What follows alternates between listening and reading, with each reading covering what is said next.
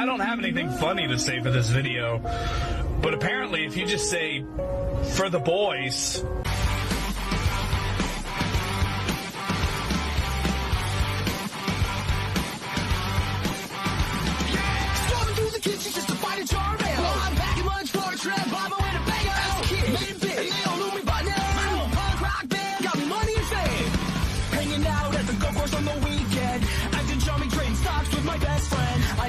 My prescription at the drugstore. I remember it's the first time that I realized I'm getting old and life is a nightmare. I'm getting old, I just found my first gray hair. Nobody cares cause all the kids in today's pop scene were born after 1999.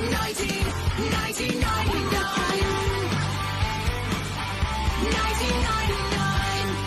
I will say goodbye, I'm getting older all the time, and no, I'm not as relevant. My old songs are pretty sweet. Please don't mind what I'm trying to say, cause I like the nostalgia when I hear you.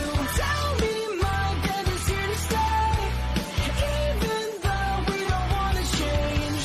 Modern musicians really freaking blow. Hey everybody, what's going on? 2 earbuds is too fucking much. I started a new podcast because fuck it, why not? I mean, we'll still be doing Kink Ink and stuff. I'm just not doing it right now. I'm doing something else. The boys are on their way. I'm not the only one here. There are other people. I'm just waiting for them to get here. Oh shit. I'm fucking exhausted. But I'll be good. Ronan was here. Boki. Hey, how are you? Hey, it's Seth. What's going on? I know. I don't, this might be a weekly thing. Yeah, what's up, Mindbreaker? Spooky Bed Hair is here. Nice. I don't have to filibuster. I have things to get right into. I just actually got to go fucking get them. Oh my goodness. What's going on, everybody? Is Gen Alpha cooked? Has the brain rot finally moved to major organs? Has it metastasized? God, I hope so. Just kidding. My kid's Gen Alpha. Gen Z's definitely fucking cooked though. They're done. It's over. We have sponsors. I'm not doing them right now though. I will be. I'm just not doing it right now. I have everything. I rearranged my fucking monitors. Look at me filibustering. I told these Okay, so the thing is, Ray is going to go get tobacco, and Carl Bot is not yet loaded. So that's what's happening. Oh God, it's been so long since I've done this. Oh, is it only Chrome tabs that it'll do it with? No, it's not. I switched to Opera GX. And I'm going to get a partnership thing. Here, I'm a toddler. I have a Capri Sun. Oh, yeah. Fruit punch. I switched to Opera GX to share audio, share tab, or screen instead. Oh, okay. That's fine. There we go. Everything's all fucking changed on me. I use Opera GX. I'm going to try to get an affiliate thing with them because I like it better. And the fucking ad blocker actually works on YouTube videos. So I'm not actually supposed to say that because I'm on YouTube right now, but whatever. It doesn't matter.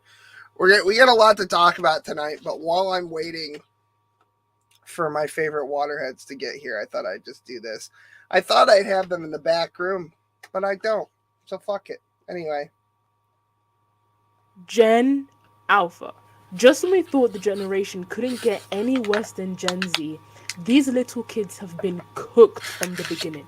These iPad kids are doing unheard of stances on their musty devices, watching the most brain-dead content.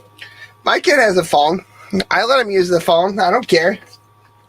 We just moderate. We just teach him how to, just fucking, when he's done, when it's time for the phone to be done, we just say, okay, buddy, Gotta get off the phone. And the first half a dozen times it was a fucking nightmare. And now he's like, okay. And sometimes he just stops using it. And no, he doesn't watch fucking Coco Melon. There's a handful of songs that sneak their way in there, but other than that. Such as Coco Melon and Skibbity Toilet. It's as Oh, whoa, man. though as soon as they're pushed Hold out of WWE or There you go. WrestleMania. See, it's like I was. That was a bad place to fucking. Oh my god, there he is. All right. Sorry. There you go. Hi, Carl, or not Carl, whatever. What's going on? Hi, William. How do I sound? Better than fucking last week, you hoser. Outstanding. All right. It sounds a lot better. Okay, that's all I want. Okay. We're watching a video because I'm filibustering until Ray gets here. Ray went to go get tobacco, and then he'll be here. Is this going to be one of those things where we're waiting for Ray and then Ray just never shows up? Is it going to be one of those? No, I things? think he'll show up. It's Okay. called For the Boys. That's the new title. It's a different format. It's not the King King. You were right last week. Just for the record, I do generally kind of despise the performance art of wrestling. I find no virtue or value in it whatsoever. Oh, Carl's not over there. He's over there. Okay, so I have to talk to the blue screen. Wonderful. Carl! I look stupid talking to. Hey guys. Anyway, no, but what the fuck was I saying? Already off to a rough start. Oh yeah. So last week you were like, "No, we let everybody in. It's a free for all. You gotta come and talk a horse shit." So I made a different podcast just for not dealing with that shit. How do you feel about it? Is that a problem? Am I a bad boy? Did I do a bad thing? Shrokey, can I have $100 because you're a bag? Am I breaking the fourth wall if I look over here where you actually are? Is this too much of a fourth wall break? No, I'll go back to over here. That's great. I'll even turn my chair. There we go. All right. So anyway, how was your day? What did you do? What, like a talk show? That's great. Yeah, like a talk show. It's a show and we're talking. So fucking talk. What did you do today? I'm in business of some spring cleaning and prepping for projects. That's right. Yeah. He found signed copies of stuff.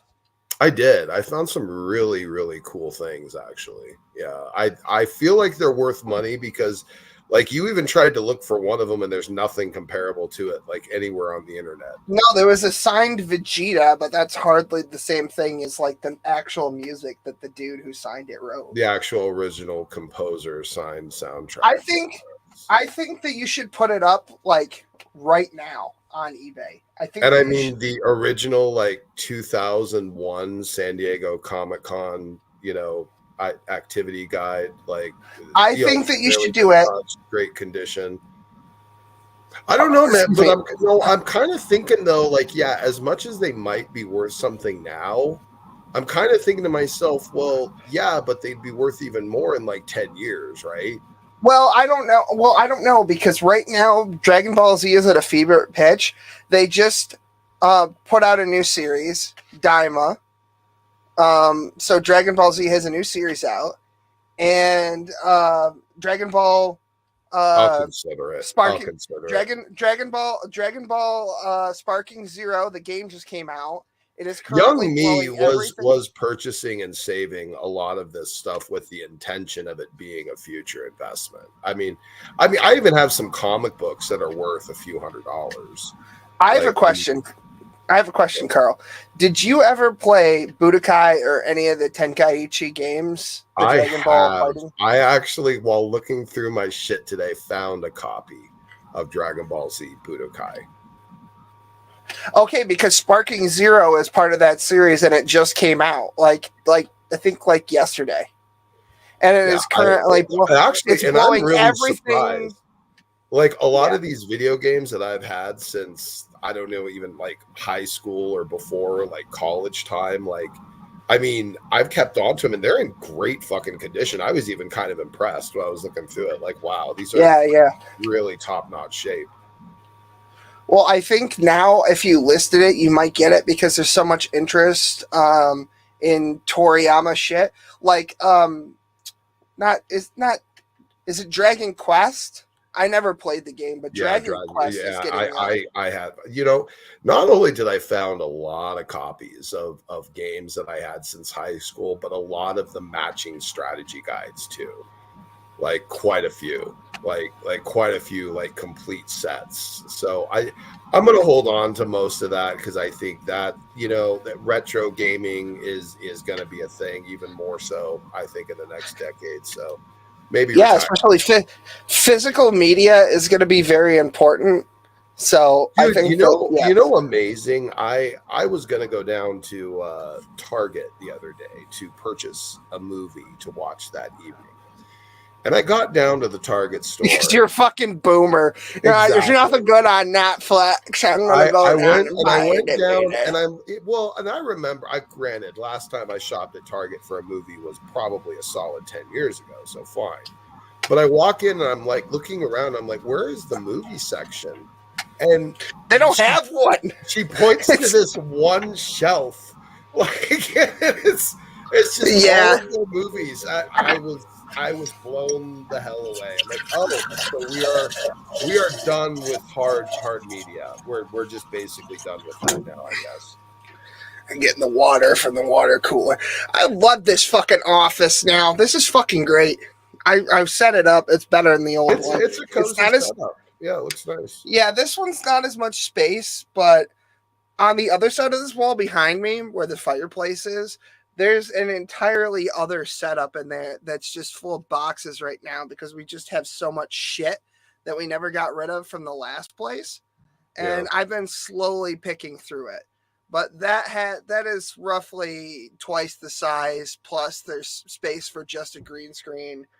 And that'll be like the permanent thing. But I want to actually finish the basement.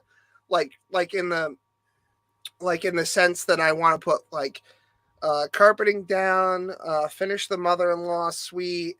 I kind of want to put a fucking shitter down here. I think that would be good. There's a couple of things that I'd like to do.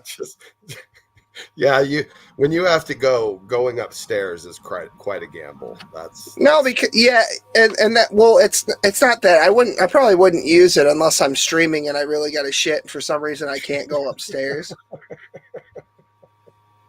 Which now that I hear your laughter, it's really not that far-fetched, is it? That does tend to happen sometimes. But yeah, I fucking I want it because I don't think because my mother-in-law lives here too. Shep put a good link up there, pricecharting.com. I will look into that, Shep. Thank you for that. So hard to fucking get anything. Fuck off, Spooky. I like Gray. We have things we're gonna talk about. Fucking Asmongold did a whoopsie. Did you hear about it? No. Okay. I don't. Well, I don't follow. I'm waiting for Ray to do that. It's been like 14 minutes. I'll wait a little while longer, but I don't want to wait too long. Can we take a bet on whether or not he actually shows up? I'm actually gonna bet he doesn't even show up. What do we want to put on the line here? What type of let's make the deal sweet. I'm willing to bet Ray does not show up after paying. Why does my beard do that? I look like a what the fuck is that? You look like a Dr. Seuss villain. I know. It's a hard day's night out here. I do. I look like a fucking cartoon character. I gotta fix this. What the fuck is happening? Here, hold on. I'll just and then when I look down, you can't tell. There you go. I'm fucking Nanook of the North now. Fucking. You look like I'm summoning them. You look like a Polish propaganda poster. How about now? Is this better? Where are you hiding them?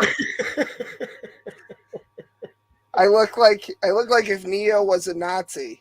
You know, like a neo-Nazi. Where are they? Boy, man, that's it's a good thing for the Jews. A librarian look going on. Now, oh my God, I'm taking those off. That scared the shit out of me. I look like I gained 40 years. Look at this shit. Look at this. Yeah, I remember when Budokai first came out back in 1999. You know, well, I enjoyed. We were talking on the phone the other day, and Will was coming up with things for the thumbnail. We had to name off everything we could think of. Well, not the thumbnail. It was actually the opening that you missed. Oh, you'll have to go back and watch it. Okay, I'll go back and watch it. That's fine. Because I thought early 2000s was a thing. Like the 90s were cool, but like to be honest, I was like I wasn't really a teenager until the early 2000s, and that's really most of what I remember. I remember. Hold on. I remember back when we had VCRs. Bro, my fucking hairline is receding like the polar ice caps. What the fuck is happening? Hey, Bald. Carl. Bald. Yes. Bald.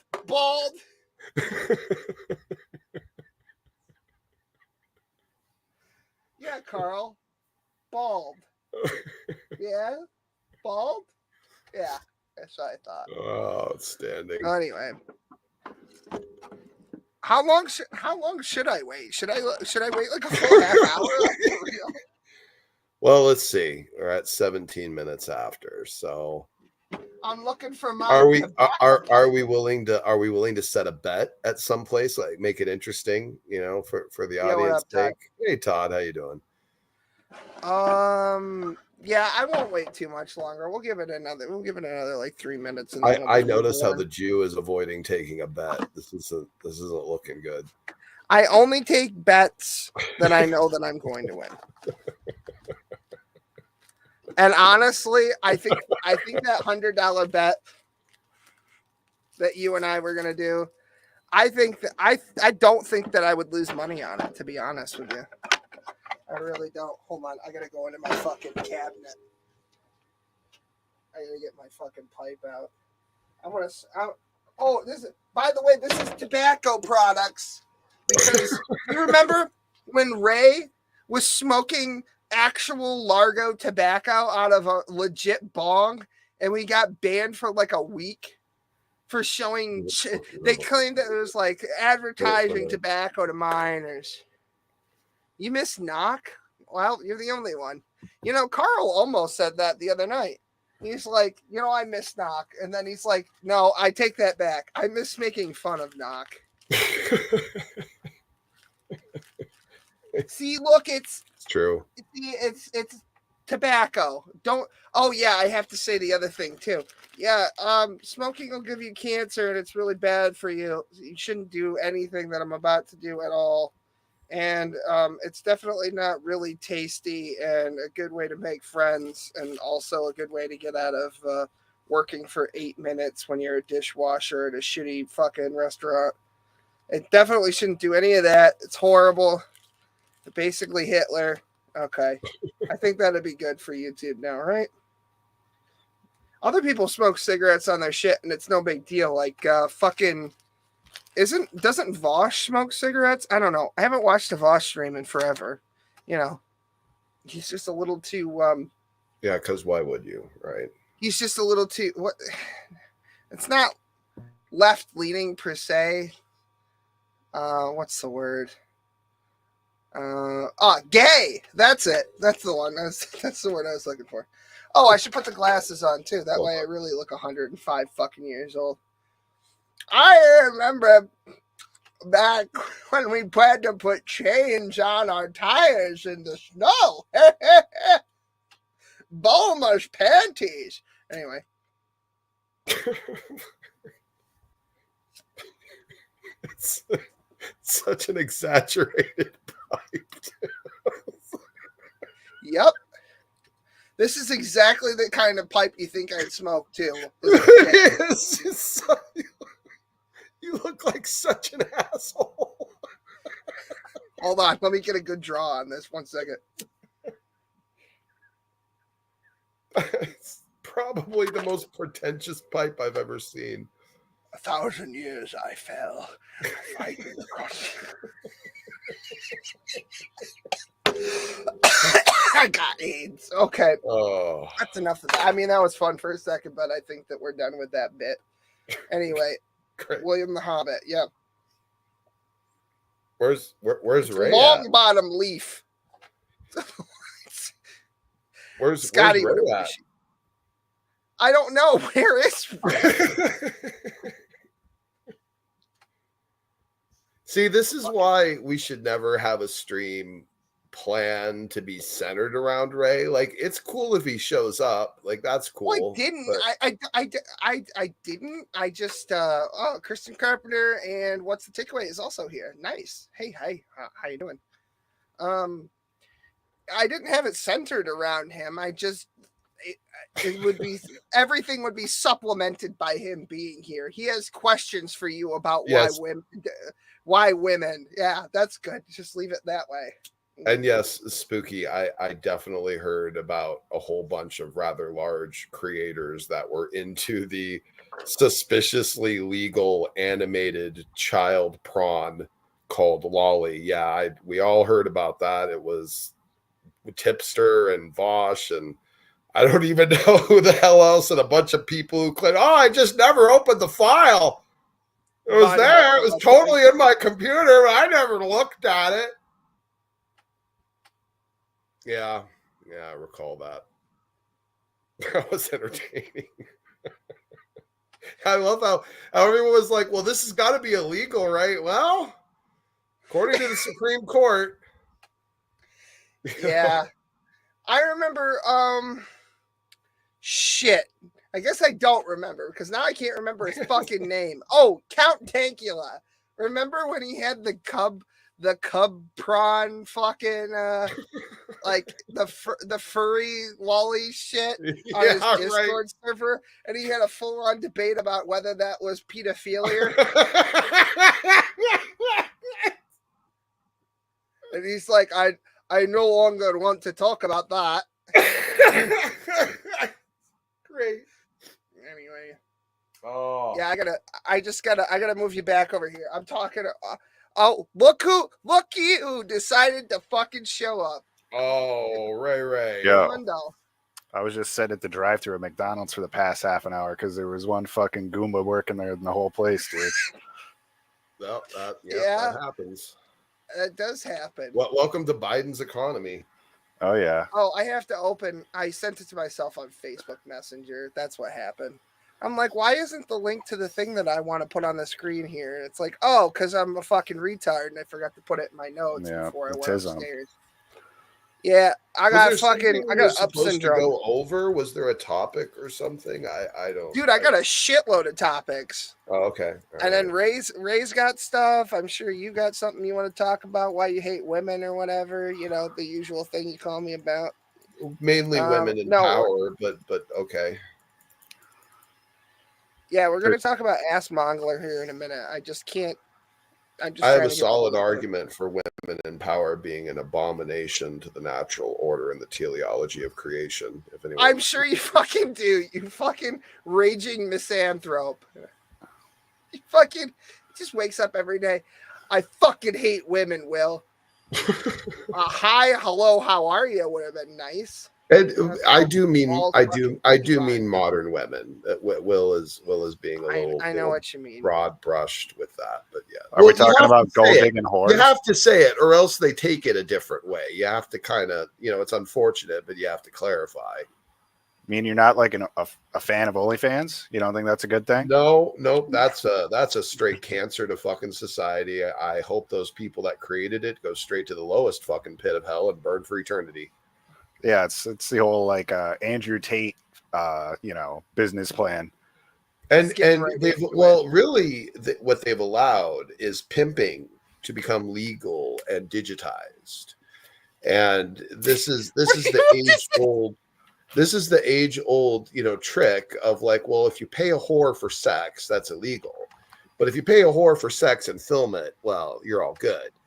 It's a new kind of iteration of that men are even taking advantage of girls in their late teens to put them in a position where telling them they can make a lot of money and get very, very famous and basically pimp them out, on these platforms and glean a portion of the profits while promoting them.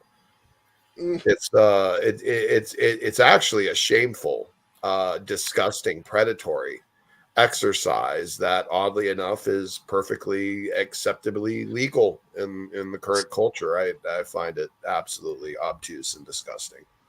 Speaking of Abdul, Asmongold made it oopsie. He decided that he was going to talk about Palestine because chat brought it up for the 100,000th fucking time. And I'm going to play what he said, and then I'm going to play I'm going to play what happened. I'm going to play what happened next. Okay. Oh, God. Nope, I forgot to put it on screen. That's because I'm retarded. Anyway, my bad. Can you... Okay. Let me know if you can hear the audio. If you want to consider a genocide as a... Yeah, you're okay, fine. You got it? You're fine, yeah. All right, here we go. If you want to consider a genocide as a systematic killing of a group of people, they have genocide built into Sharia law right now. So no, I'm not going to cry a river when people who have genocide that's baked into their laws are getting genocided. I don't give a Based! Boy. Here we go.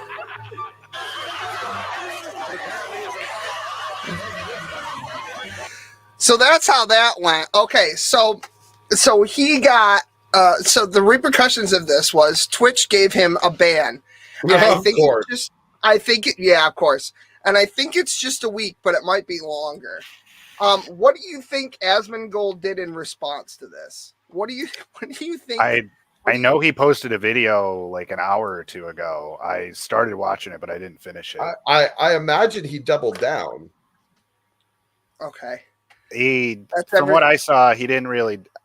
He kind of was. Yeah, don't spoil it. We're getting there. All right. Yeah. I'm gonna get in the video right now. Where the fuck is it? Okay, here it is. I have to.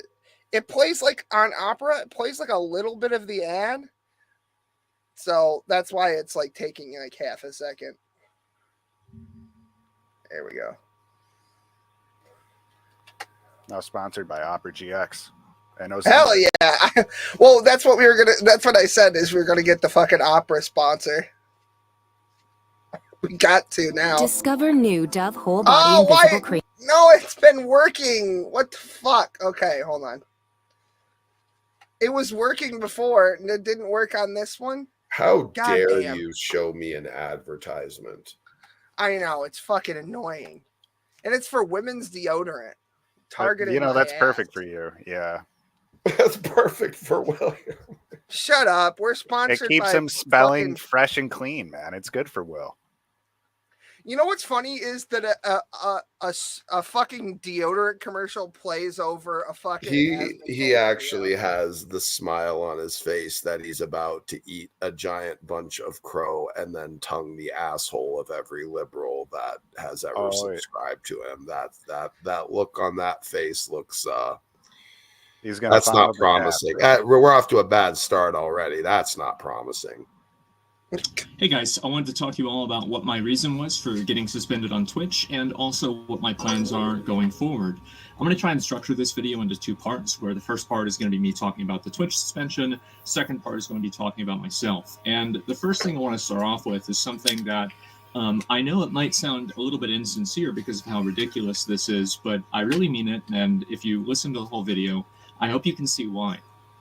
everybody who's come and spoken out and talked to me and said stuff about me, aside from the, oh, you should kill yourself or something like that, I want to say that I really appreciate you. And I think this has been something that's a long time coming. And I actually think that this is something that not only I deserved, but it's also something that I needed. And I want to talk about what the reason for that is, but I want to start off and just make sure that that's actually very clear. So a couple of days ago, I made some comments about Palestine and also about Hamas and, some just general, basically opinions that were trivializing the genocide that's happening there. And I don't really want to mince words or try to, I wasn't justifying or, promoting it. I said something about it. That my God, it's just so much noise. People getting killed. I know. By another force, by any. Given that hawk to that's a horrible, disgusting, mean-spirited thing to say, and I don't necessarily think that it was really racist, really, but. Okay, so can I put something out? Yeah. Sorry. I hit the space bar. My mouse was in the wrong window. Go ahead. Okay. I do not have the exact reference off the top of my head. Anyone can Google what I'm about to say and fact check me on this. But there's a very good argument, and you can pull up the reference later, that all Palestinians are not only fake Muslims, but if they claim to be real Muslims, they have no right to the land. And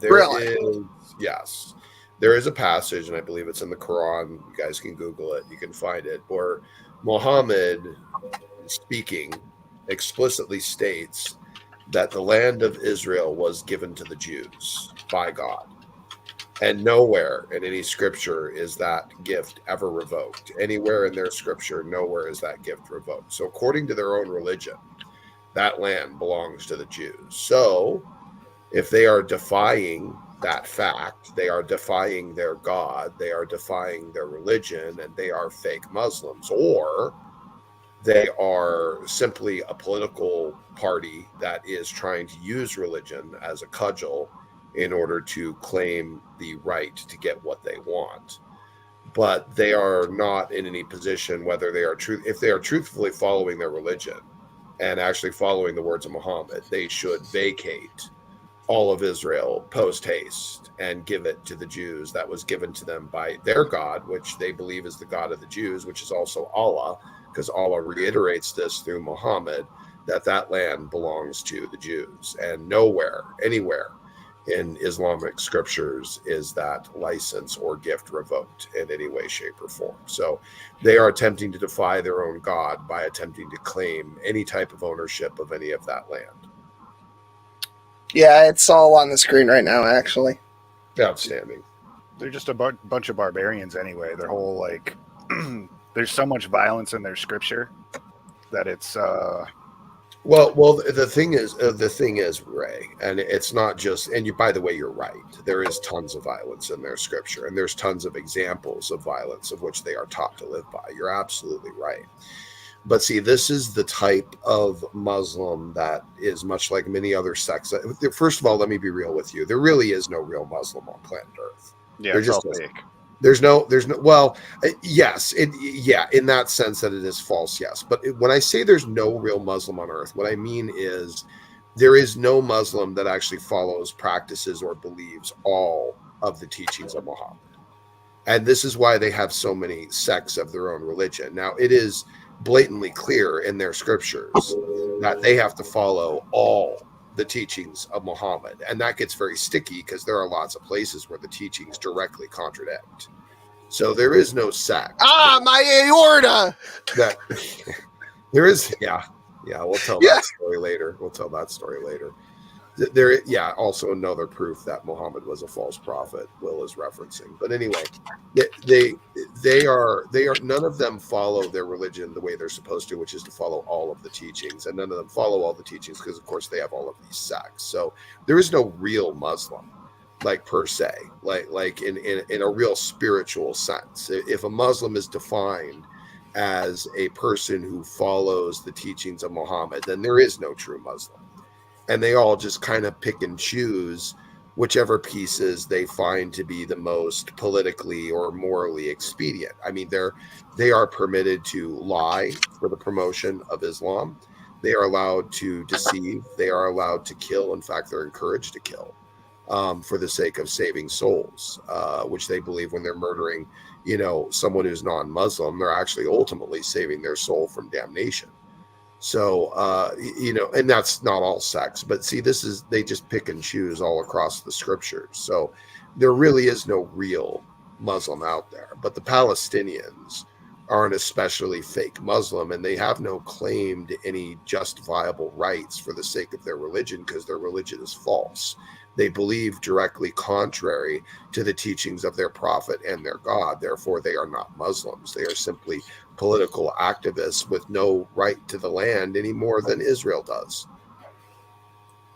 I mean, thank Allah that not more of them are following Muhammad, because, the adolescent wife, what was she, 9 years old? Like, the more people that are like Muhammad, probably the worse the world's going to be. Married at 6, consummated at 9, allegedly. Yeah. I need to check something real quick. I'll be right back, by the way. Okay, that's fine. But, yeah, so basically this whole video is him apologizing, and I thought that was really weird. And when Carl gets back, I want to play the next video that's on here. The only other thing that I'll say is that Asmongold says he's going to clean his fucking room, which was the real highlight of this whole fucking thing. I think it's over here. And they're fine with that. They respect that. Oh, no. This is important. I'm very much trying to maintain a consistent schedule with my stream, and I will continue to do that. I want to get up and go to bed at relatively the same time. I want to live a normal life. And also I want to spend maybe a little bit less time streaming, and I want to spend more time creating my own videos and doing my own things and spending time on things that I really enjoy, and basically just expanding my existence as a person. I think that ever since I started OTK and I got involved with domain expansion, rot max layer. Oh god. It's just the way you fucking said it. All right, here we go. All right, this is going to lead into our next video, which is Asmongold related. Just check this out, Carl. With that, and then we had other Starforge and Mad Mushroom and Mythic and everything. Honestly, it's been too much for me to handle. Is he still talking about Palestine? No, this is the next part, and I wondered why. I wondered how or why any of this shit was related, and we're gonna get to that in a second. But just listen to what he says. All right. And I've been losing my mind dealing with it, and I try to hide it the best I can, because I try to do the best, right? I try to do my best. It doesn't matter how hard it gets. You just keep going. It doesn't matter. And eventually it does matter. And I think that I've negatively affected a lot of them. And I also don't want to talk about that just in the context of just this recent controversy. I want to talk about this in the context of the last 2 years. I think that I haven't really been able to fulfill my responsibilities as a leader in a lot of cases to them. And I think that I've let a lot of people down. And there have been things that I've done that are positive as well. But I think that one thing this thing has taught me, this whole situation has taught me, is made me realize, is that I need to get myself in check. I need to get my mind under control. I need to just get my life I need to fix my fucking life. It's insane. I think about it, and it's in shambles. Everything about my life is basically fucked. And I'm going to take a step back from all of that. I'm going to step away from my leadership position and OTK and Starforge and everything. I want to, and they're fine with that. They respect that, and I want to do this. And I want to do this not... Okay, so he says that he's taking a step back. But it was reported 3 hours ago that might not be the case. I'm not going to play all the rest of this because I really want to get into that. But my boss, Jeremy, did a video talking about what might really be going on. And I think he might be right. I didn't watch this entire video because it's I was getting ready for this shit. But Oh, the other thing in this video that he said was that he's going to clean his room out of penance for his grievous sins against the, and he said it unironically. So that was weird. But I don't know. What do you guys think about all this fucking horse shit? Like, I don't think he should have apologized at all. I think that once, even if he thought he was wrong, he shouldn't have apologized. Because once you start apologizing for anything to these fucking people, then they will just constantly browbeat you into doing it again. And if it's true that he didn't step down like he said, like, it's just, they're just going to come for more and more and more and more and more. I guess it really just depends on if you're willing to fight the battle against the barbarians, because they're kind of like the crybaby, like leftists, in the regard where they are going to congregate, and if you make yourself an enemy of them, they will attack you, because that's nothing, no problem. Violence is no issue to them. And so right. Basically, are you willing to start a fight over something with the Muslims?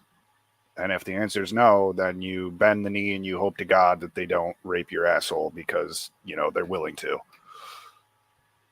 Yeah. I think that's probably about right. It's just really like, I never understood why he even, like, because he's like a super pro Ukraine guy, which I always thought was fucking weird. Like, I never understood that, but he's like, oh, but Palestine and Israel is horseshit, right? Well, and I mean, so I don't know why he put it. I don't know why he stuck his dick in the neighbor dog to begin with. I don't know why he has this weird opinion where, like, one is justified and the other isn't. It's like he looks at Ukraine like Kamala Harris, like, Russia's a big country, okay, and Ukraine's a smaller country, okay, and well, then I think, the bigger country, you know what I mean? You're you're missing, I think, a meta of this, which is that the fact that he even did come back and apologize kind of shows you the nature and character and composition of his primary audience, which are the youngest and dumbest of our society, basically. And their opinion matters for naught, really, in the grand scheme of things. And it's always fluctuating with whatever, you know, cultural directions are going. So he caved to what is the standard norm, which is a lot of ignorance about Palestine, what it is, where it came from, why it's even there, if anything at all. And not really knowing anything about what the Palestinians stand for.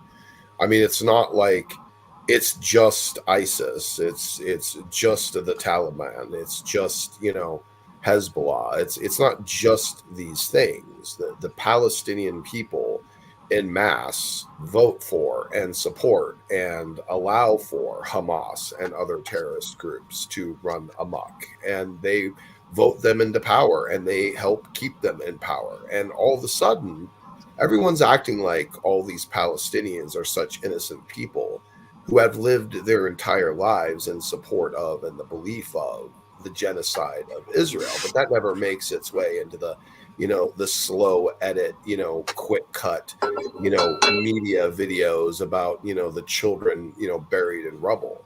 You know, it doesn't talk about the families that have supported terroristic activities and the annihilation of all Jews up to this point. And now you're worried about genocide. Now you're worried about genocide. You were never worried about genocide when Palestine has been stoking that flame for the past, you know, 60 fucking years. In my opinion, it's not genocide. It's justified retaliation at this point. I feel like either way, like Palestinian people have pushed for genocide of the Jews, like for the entirety of their existence. And anytime the odd situation is that Israel, when they occupy the space and they control it, they get called oppressors, tyrants, you know, scum that don't, you know, allow for proper civil rights. And then they pull out of the area.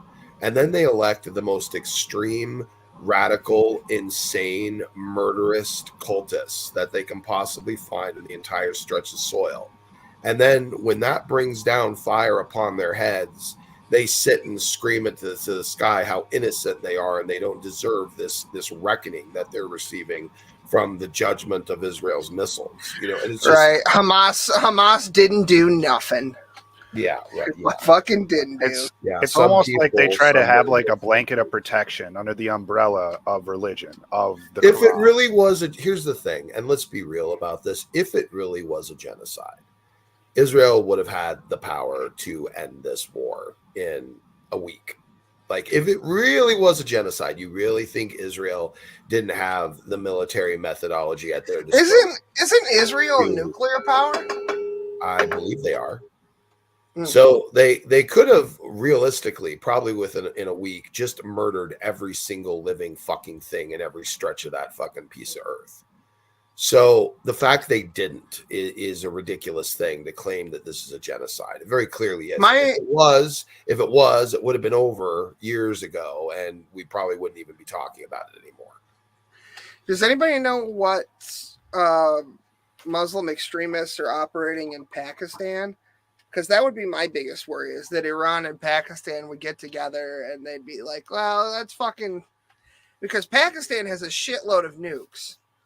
And I mean, but so does India. It's like Pakistan, India, maybe China, who fucking knows, North Korea, Russia, and the United States, and that's basically it. So I just worry about that, because that could, if there's like terroristic elements in Pakistan that decide that they're going to have a coup, and then they take over the government, and then they're like, because we did see that in Haiti and what was it? Was it Sri Lanka? What? I think it was Sri Lanka, right? In India area, they had a military coup. I'm not sure. Well, anyway, all I'm saying is it's not impossible. I mean, look what happened in Afghanistan after the pullout. So the Taliban, it's now Tally land. That's what they fucking call it. Well, that's what happens when you leave a vacuum. Well, what do you think about the Ukraine situation? Because I've heard some things about how Ukraine wasn't, allegedly, this is just something I've heard. I haven't actually taken the time to do full research, but I've heard that Ukraine wasn't eligible to join NATO, and NATO was pushing for Ukraine to join, essentially putting, nuclear weapons on the doorstep of Russia, and that kind of caused. I think what RFK said about it is probably accurate. What was that? They had, I feel, well, like there were periods of time, and I think that what the fuck's his name? Vladimir Putin said something similar too. That there were periods of time where it was like negotiated. It was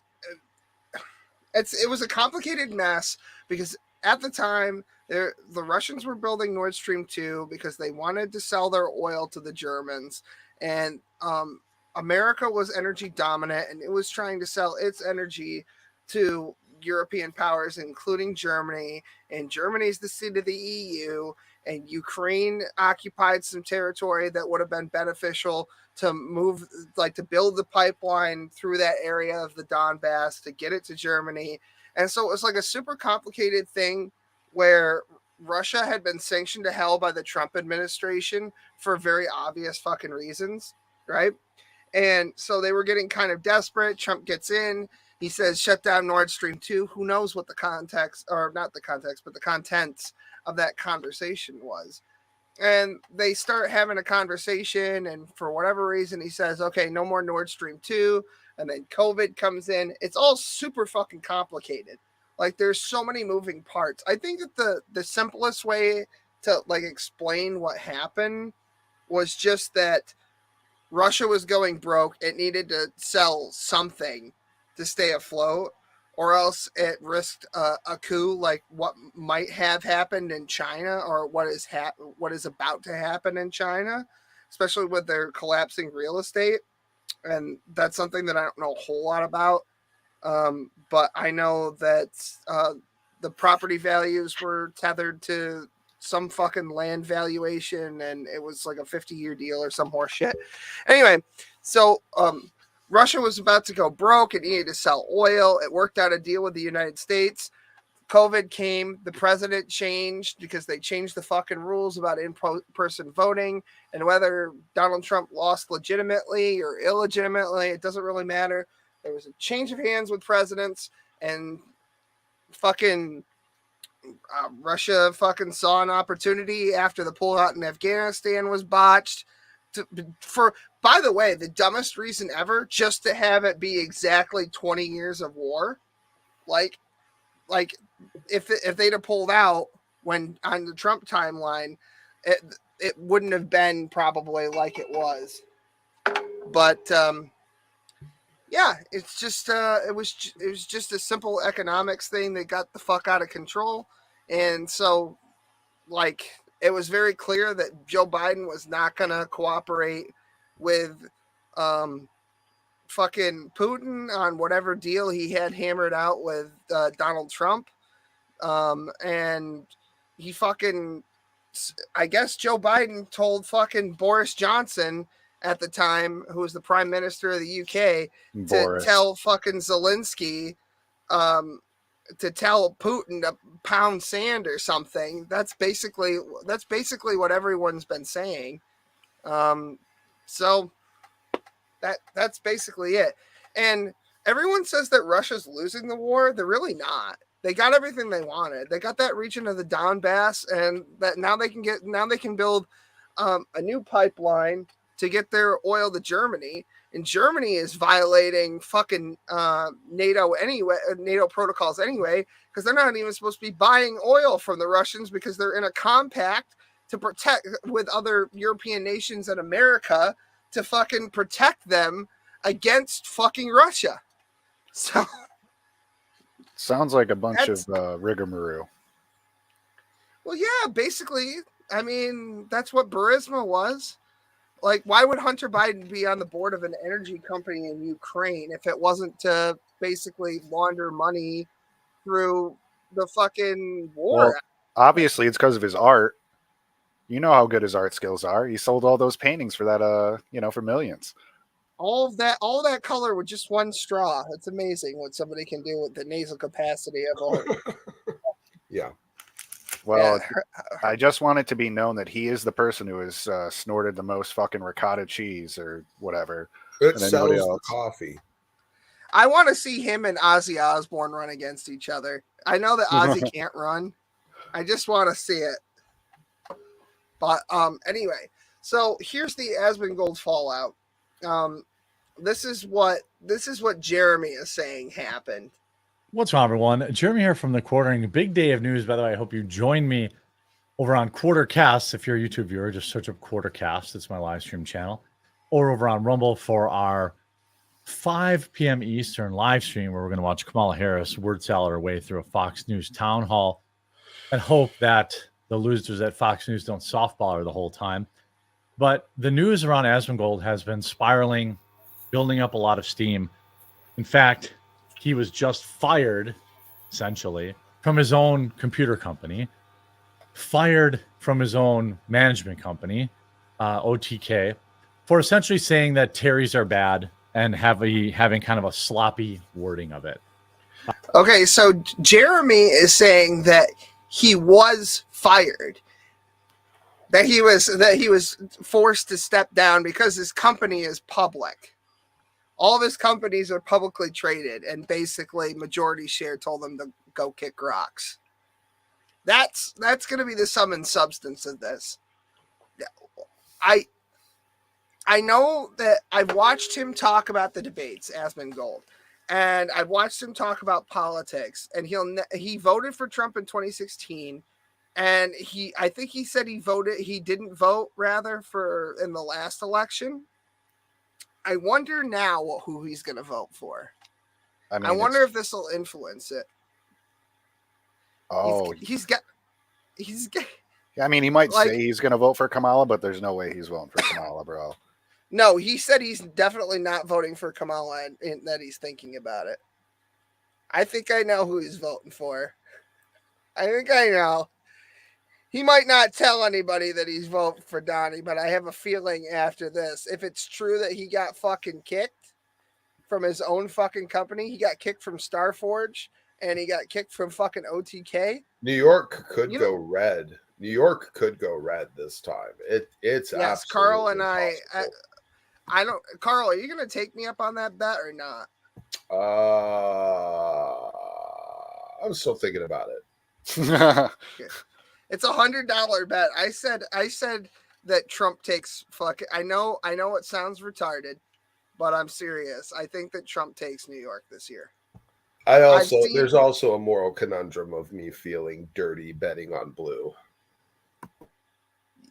That's true. That's true. But put it all on red. No, but yeah.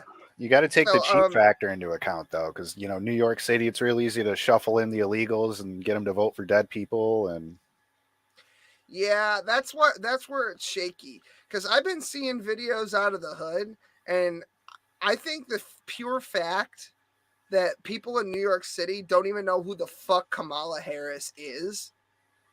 I mean, like, if they do, and who knows if these people who say they're voting for Trump will actually go out and vote, or if they're just saying it because they're on camera in New York City. Like, I don't know. But then again, it's New York City. I have no fucking idea. But I have a small enough inclination towards yes that I was willing to put $100 on it. Gentleman's bet. By the way, you do have a squeaky little ginger in the side chat who thinks that he has. Yeah, I saw him for half a second. What's going on? Where's the link? There's no link. I am paying attention to the chat. There's just no fucking link. Yeah, fuck this you. Fuck you, Quentin. This is not Kink Inc. This is for the boys, not the non-binary queers. Yeah, fuck you. You fucking ginger. It's male and female. There's two genders. There's only two. It's right now. There's only one gender, and it's the boys. That's where we're at. All right. Yeah, because fuck the whammon.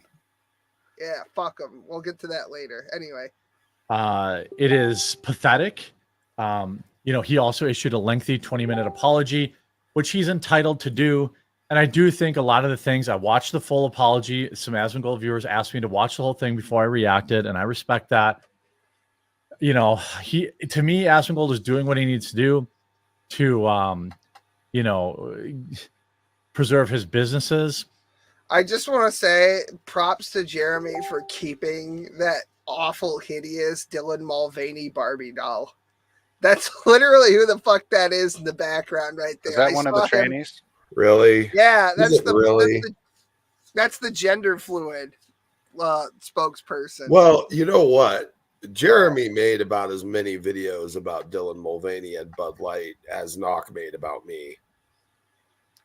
I actually put this video in the coffee brand coffee Discord because I want to make top seller 59 orders as top for this month. I want to get this out there. So So guess what? We have a sponsor today. Hooray! We actually have several, but I don't have all the stuff pinned up yet. So next time. But here's today's sponsor. That brings us to today's sponsor, Coffee Brand Coffee. It sells the coffee, precious.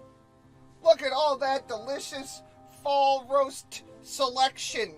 I want summer flavors. There's 35% off of those, though. And we got Jeremy's Coffee Club. You can sign up for that. It puts the coffee in the basket, or else it gets the hose again. Here's another one. Look at this guy. Fucking Silky Dark Roast makes a mean espresso. Look at that. Buy 10 pounds at a time. What the fuck? All right, well, you can do that. Look at all this fucking coffee. We got premium monthly coffee roaster's choice. Ethiopian light roast. You got a medium roast. You got decaffeinated coffee for all you fucking over 60 people whose ticker can't handle it. You got the blueberry cobbler K-cup pods. Isn't that wonderful? You got orange creamsicle, a favorite, $13. $13 and you can save money with my promo code and the referral link. Look at this. They've even got coffee that comes with the t-shirt and a tumbler. That's fucking nuts. This is my favorite bag of coffee brand coffee. It's the double caffeinated. It definitely has a lot of caffeine in it, but if you like caffeine and you need a lot of it very quickly, I would recommend drinking this. It hits right away. Okay. It does when it's told. Anyway, so Wow. the link's in the description, coffeebrandcoffee.com. It's a sponsor. See, look, fucking Jeremy even has it. It's his coffee company. I just work for the bastard. Oh, he shouted me out one time. He actually knows who the fuck I am. Where the fuck is that clip? It's all fucked. Where is it? I don't fucking know. I guess fucking take my word for it. Suck a dick. Anyway, speaking of sucking a dick, it was really hard, by the way, Carl, to get through my lines with all those dicks in my mouth, all of Jeremy's dicks in my mouth, you know? So, please praise me. Oh, here it is. Stream Will Kincaid says, this Simfest is brought to you by Coffee Brand Coffee. Hypercritical Brit says, I literally... Yeah, see? Anyway. I worry about you. I worry about me, too. Where am I going to live? If they don't buy the coffee, I'm gonna have to dig a hole and live in it. I can't. You can live under a bridge, bro. Be a river, like a river troll. My family is half Christian, half Jewish, so I have to it's a lot of presents. At least 8 of them, 9 if you count Crimmy. There's a dreidel too. You gotta bet with them on the dreidel. Yeah, you do. Gambling. It's a big part of our religion. Anyway, here we go. My kid has a big wad of fake money, and he just loves the shit out of that. And I said, that's the Jewiest thing I've ever seen. God bless. Got to get him on Monopoly. Yeah. Oh, fuck. He'll just dump all the money out, steal it, and hide it somewhere in his room. That's what he does. He fucking socks things away. Trying to get the pacifier away from him, he's hiding them around the house. He's got little caches of them all over the place. It's fucking hysterical. God. Oh God. Yeah, I have to send you a video of something my kid sent later, but I'm not putting that on the internet. Just remind me. I believe that he meant what he said, but that he misspoke. I don't think he ever meant to imply that all Palestinians are Terrys. He was obviously only talking about I do. About the Terrys, Hezbollah, and all these people, but the left outrage mob doesn't care. And when you don't have a platform like Rumble, for example, or a membership site, for example, it's hard to stand up against it. So let's get through all of the latest updates. By the way, our new fall flavors. I'm just going to tell you, if you picked one up, please do. My link is in the description. Buy the coffee. It's really great. Look at the new packaging. It's not just a random white label anymore. Go back to the site and leave a review. It's got stuff on it. Okay. There's a tree. I see the tree. A maple. Holy shit, there is a fucking tree.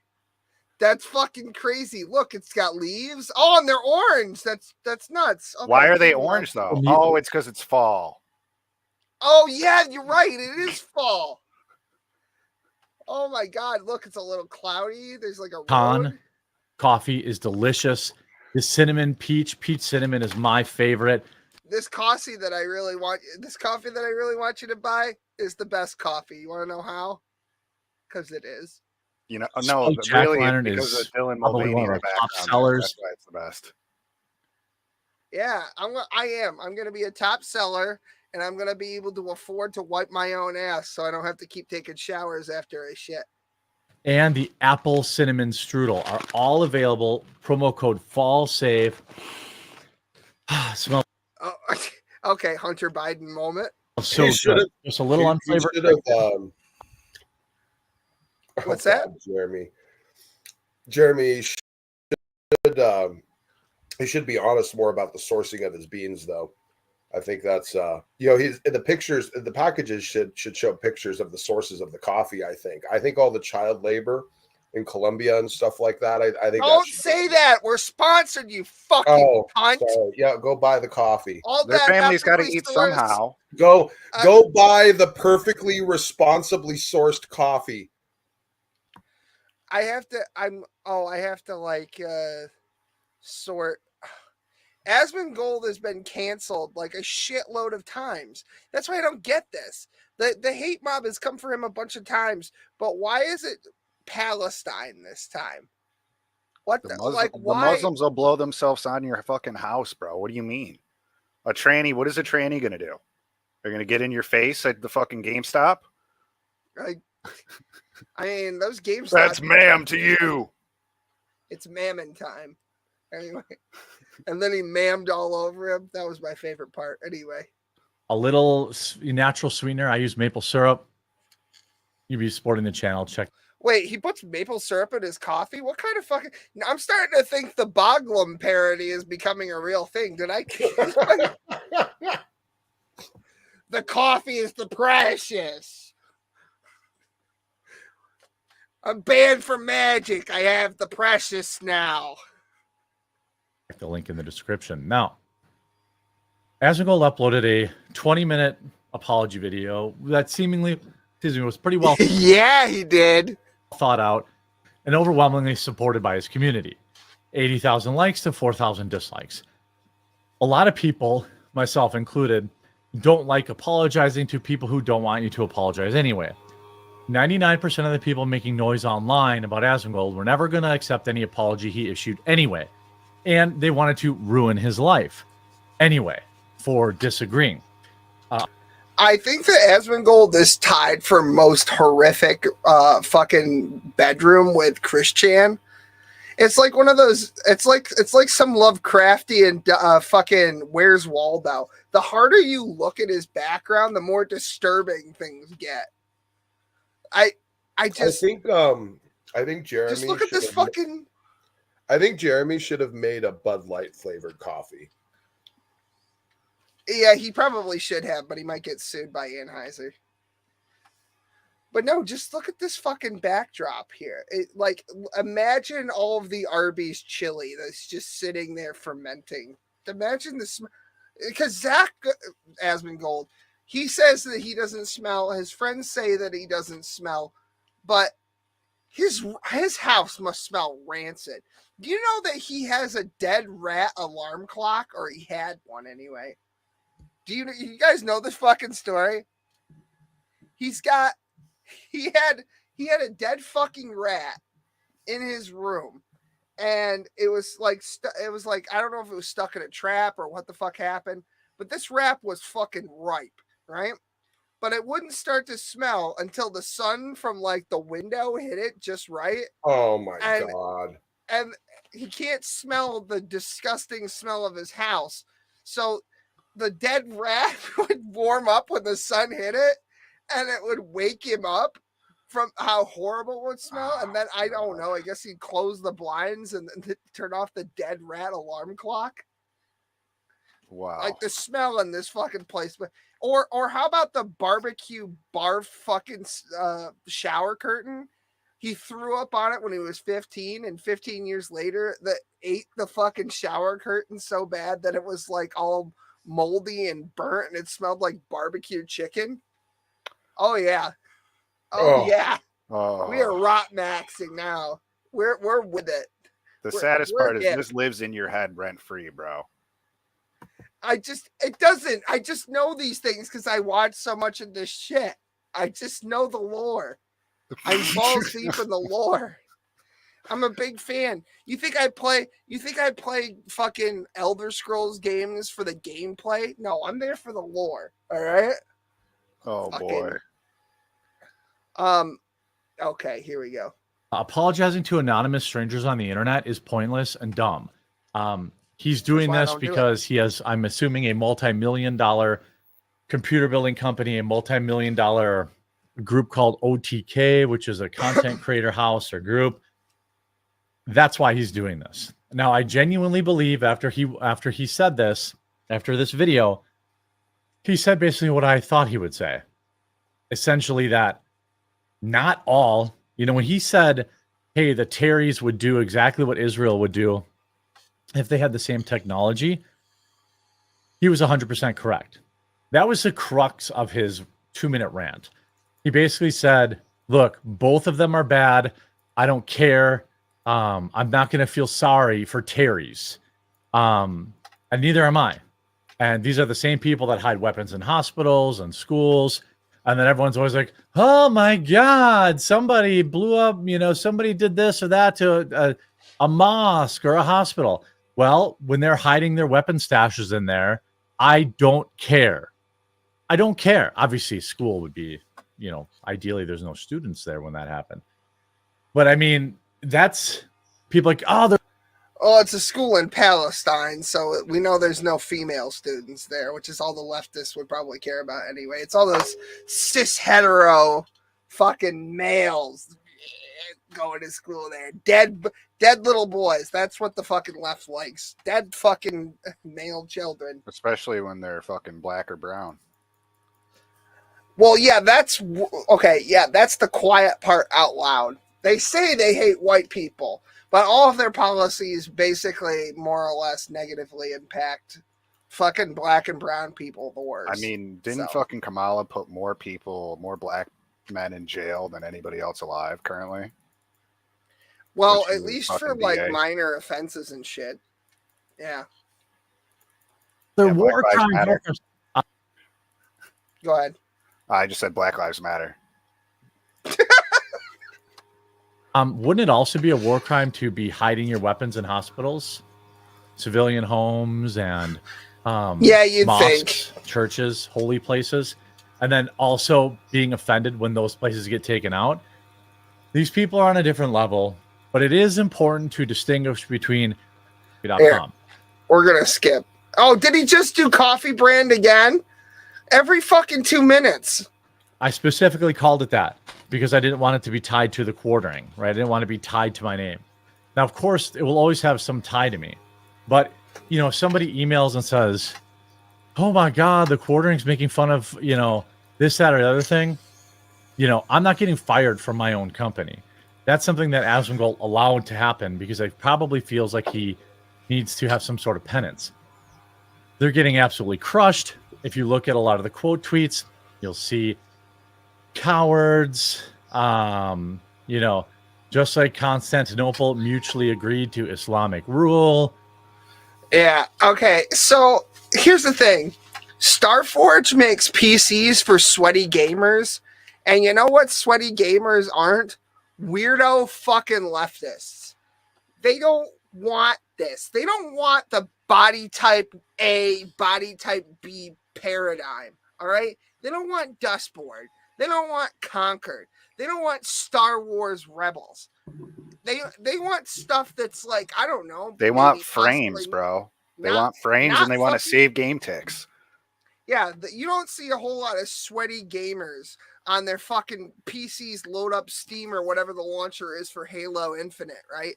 And they're like, oh, you know what? I got to get the Women's Day skin for my fucking Halo character or whatever. Did you see that shit? They had no fucking, so Halo, I think it was Halo Infinite, no fucking multiplayer or some shit on launch. But they had that fucking Trans Day of Visibility skin ready to go.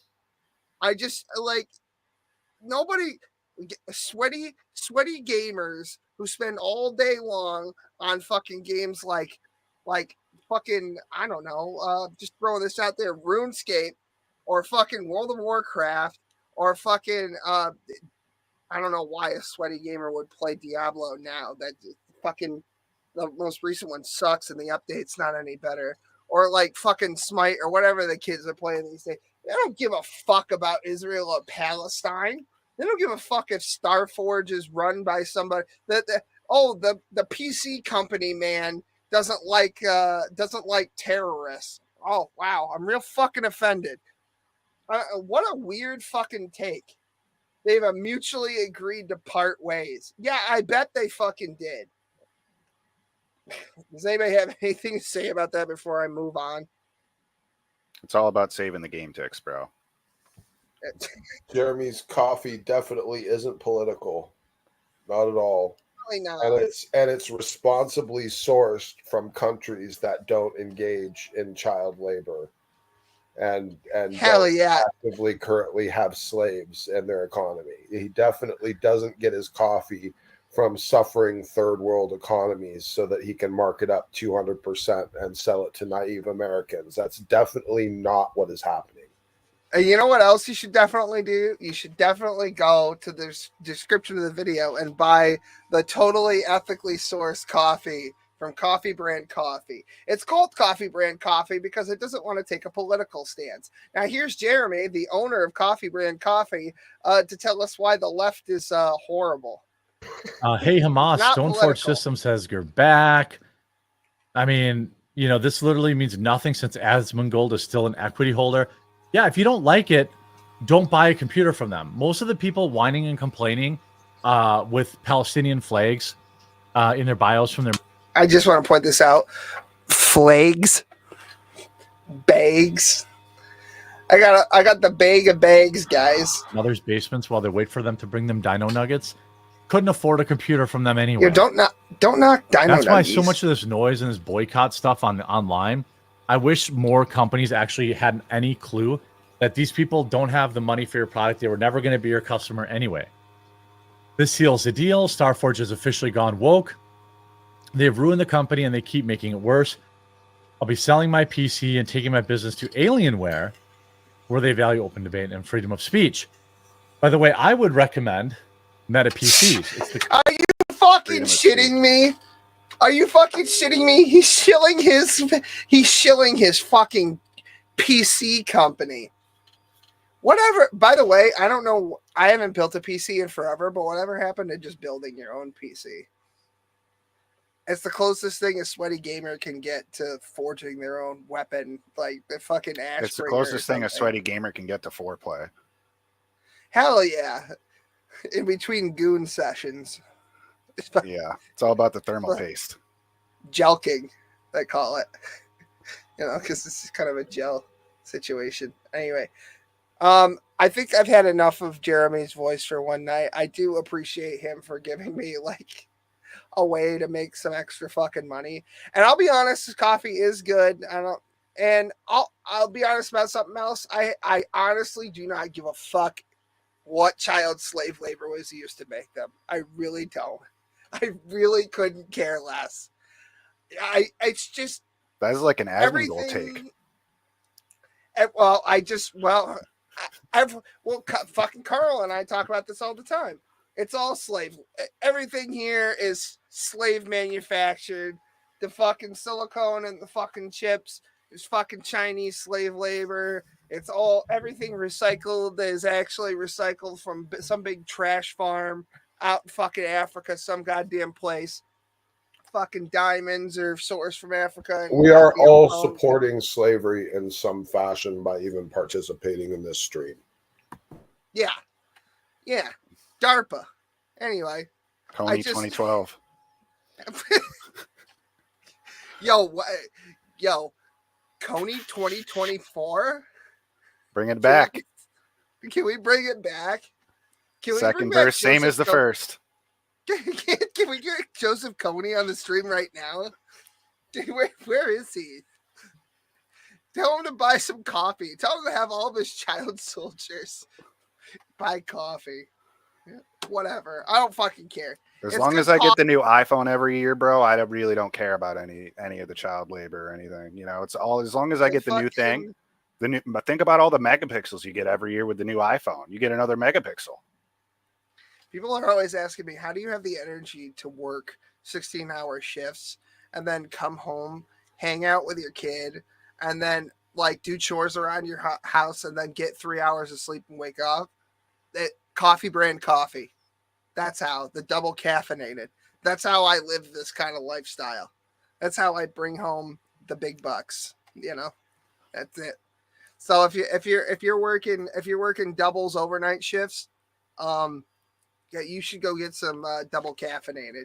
I heard if you use the code in the description that you actually add a full inch to your girth.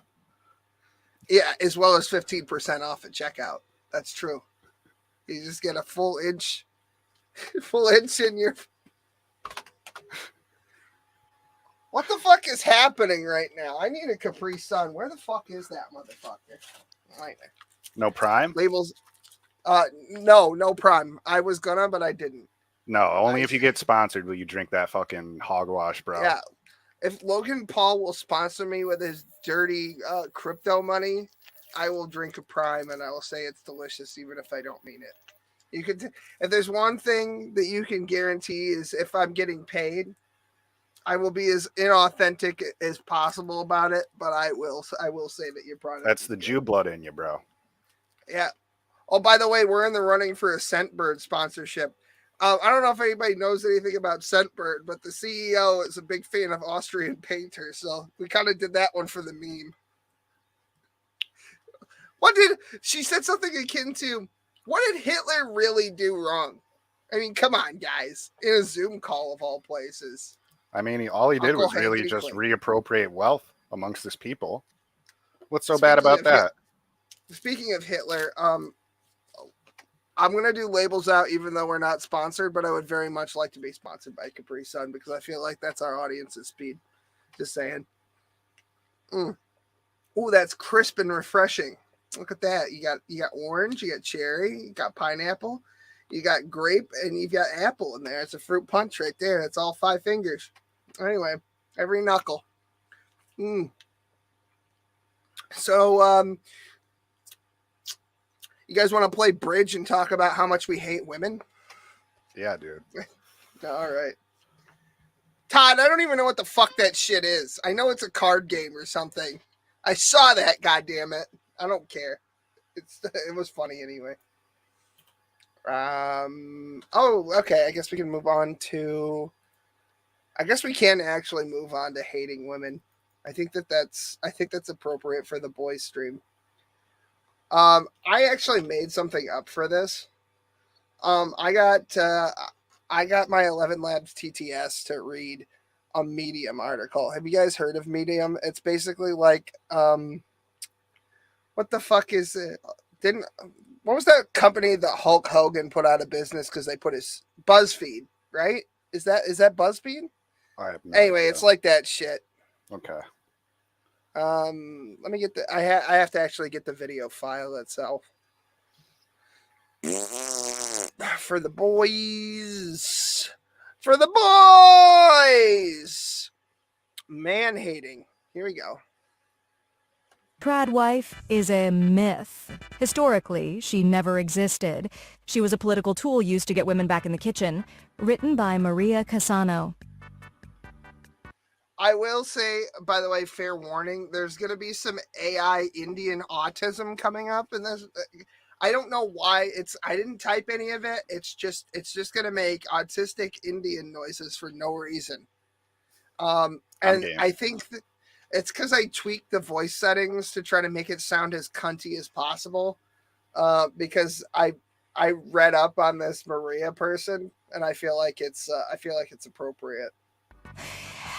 Writer and editor, as seen in Bustle, CNN, NBC, Food and Wine, Allure, The Daily Beast, and Elite Daily. Sabitan Ertikak or a bipriban o Dapkori Tananishim Prodai. It gets me every time. I've had to listen to it like 3 or 4 times. I don't know why it did that. It just went, oh. Anyway, fuck's sake. Louden placa på the skull or overstriptor gallery. Oh, it keeps going. Okay. You've probably heard the term trad wife. It's a portmanteau for traditional wife, and it refers to a woman who chooses a domestic lifestyle because she believes in traditional gender roles. She stays home with the kids, cleans her house until it's spotless, and has dinner waiting on the table when her husband finishes work. She does it all in full glam makeup and with her phone mounted on a tripod so the world can see. Of course... Yeah, nobody said that a trad wife needed to do all that shit. They just do it on TikTok because if you're going to post it to TikTok, you kind of need to do that, don't you? Like, I don't know what this retardation is. Men love her. Both older men who miss calling the shots without pushback, and younger men who fantasize about a dynamic they never experienced. Some women idolize her too, exhausted by the girl boss movement of the 2010s. They yearn. Yeah, I'm also exhausted by that because you all fucking suck and you're ruining everything for men everywhere that aren't already married. You're just fucking awful. Yearn for something softer, prettier, easier. Oh God forbid we want easier, softer, prettier lives. Oh, God forbid a man works fucking 16 hours a day, come home, fucking takes his work boots off just wherever because he's fucking tired, smelling a fucking sweat and stink all fucking day, working in God knows what shithole fucking job for barely enough fucking pay to pay the bills. And God forbid he wants to come home and not have another problem sitting in the bedroom waiting to bitch at him about all the other shit that he hasn't done. But never mind how long he's been fucking. I know people are going to think I'm projecting. I'm not. My wife's not like this. But God forbid he come home and want to have a nice fucking warm meal waiting for him. And or at the very least not have some cunt bitching about every fucking, oh, you gotta get up there this weekend and do the fucking gun. He said, shut up, you whore. I mean, what a tragedy. What an awful thing. Carl, I feel like maybe you can relate. Yeah, a little bit. Can I have $20? I want to get what? Well, what do you need $20 for? I want to get this and that and that. And I'm going to get you a pack of cigarettes. $100 later. Ray doesn't have this problem because he's completely checked out, I think. Have you checked out? Are you out of dating? Or you just fucking just don't care anymore? Or? It's just not even a concern.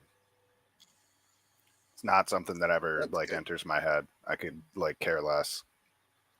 That's good. That's probably for the best. I hear from other dudes that are in their early 20s that it's just a complete fucking nightmare. Most of the dudes that I know are either in relationships with women that they live with or they're married and have kids and shit. So, but I hear for the dudes in their early 20s, it's a fucking nightmare. It is really bad.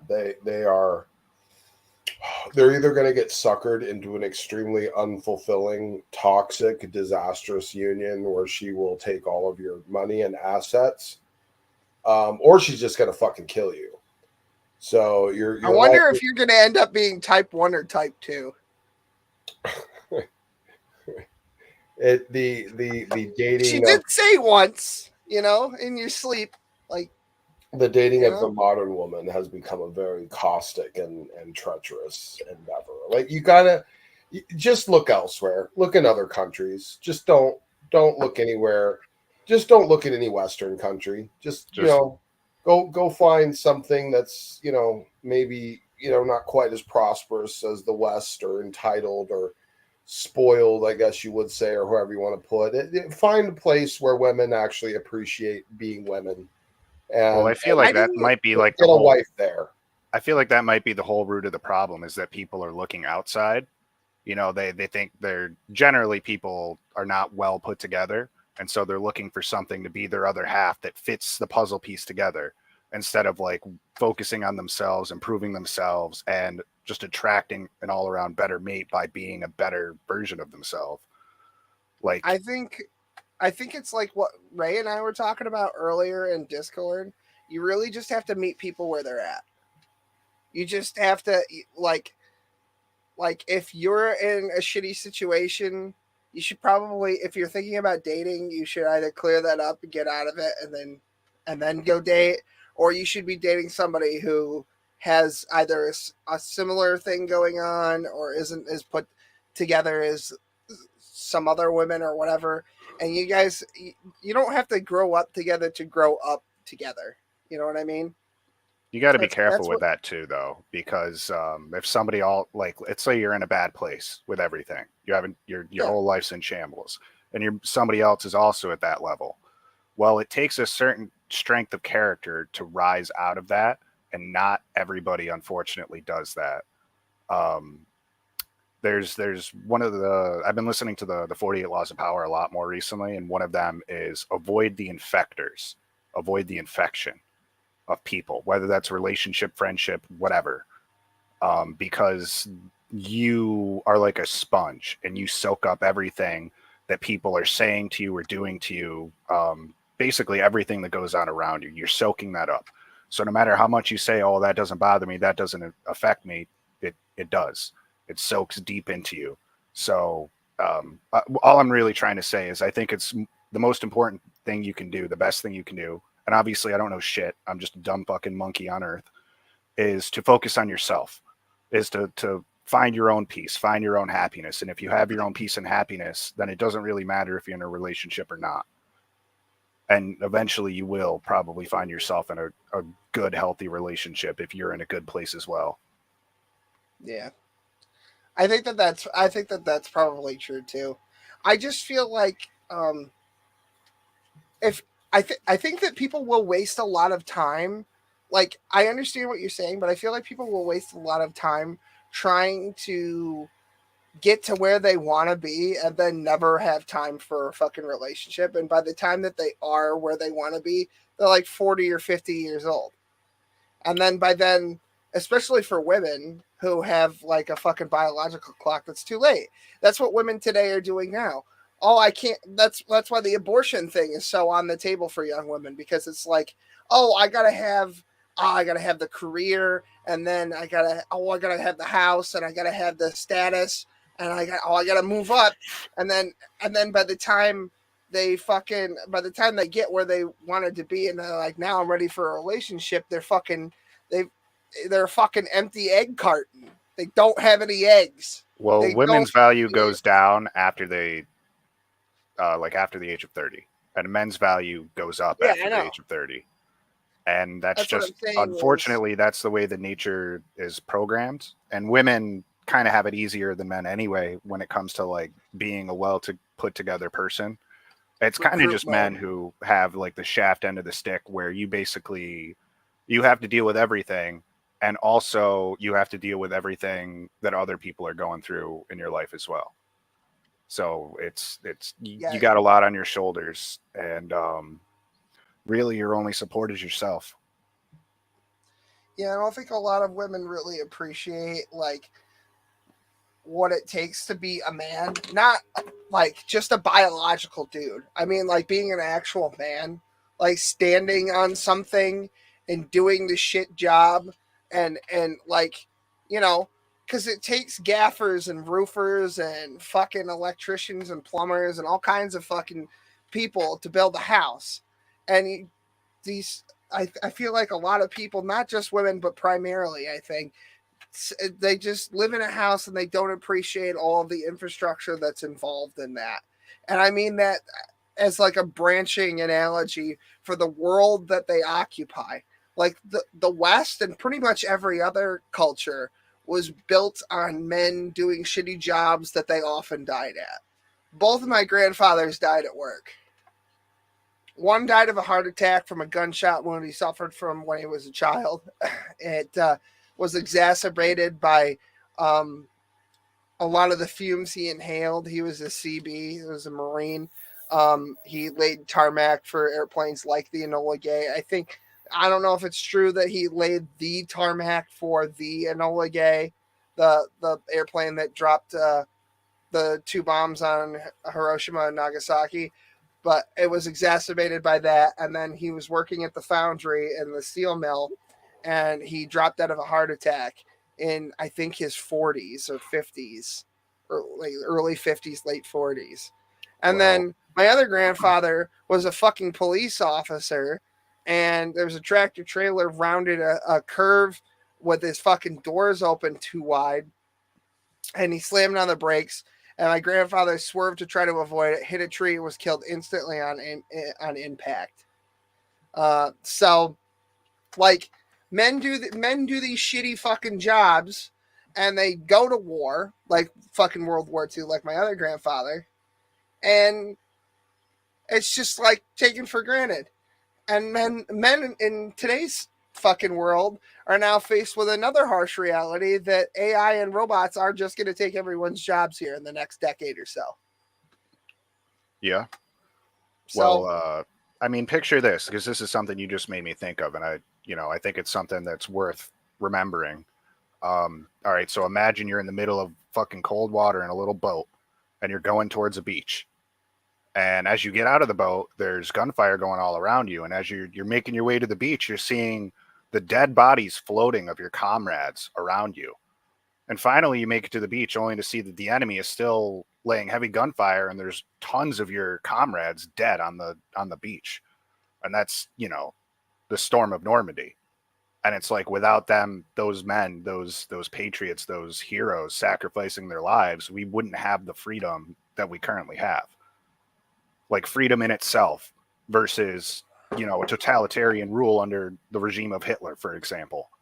Because that was entirely possible that they could have, that not even just them, but that anybody in the world could have a totalitarian regime. And freedom is not something that we should take for granted.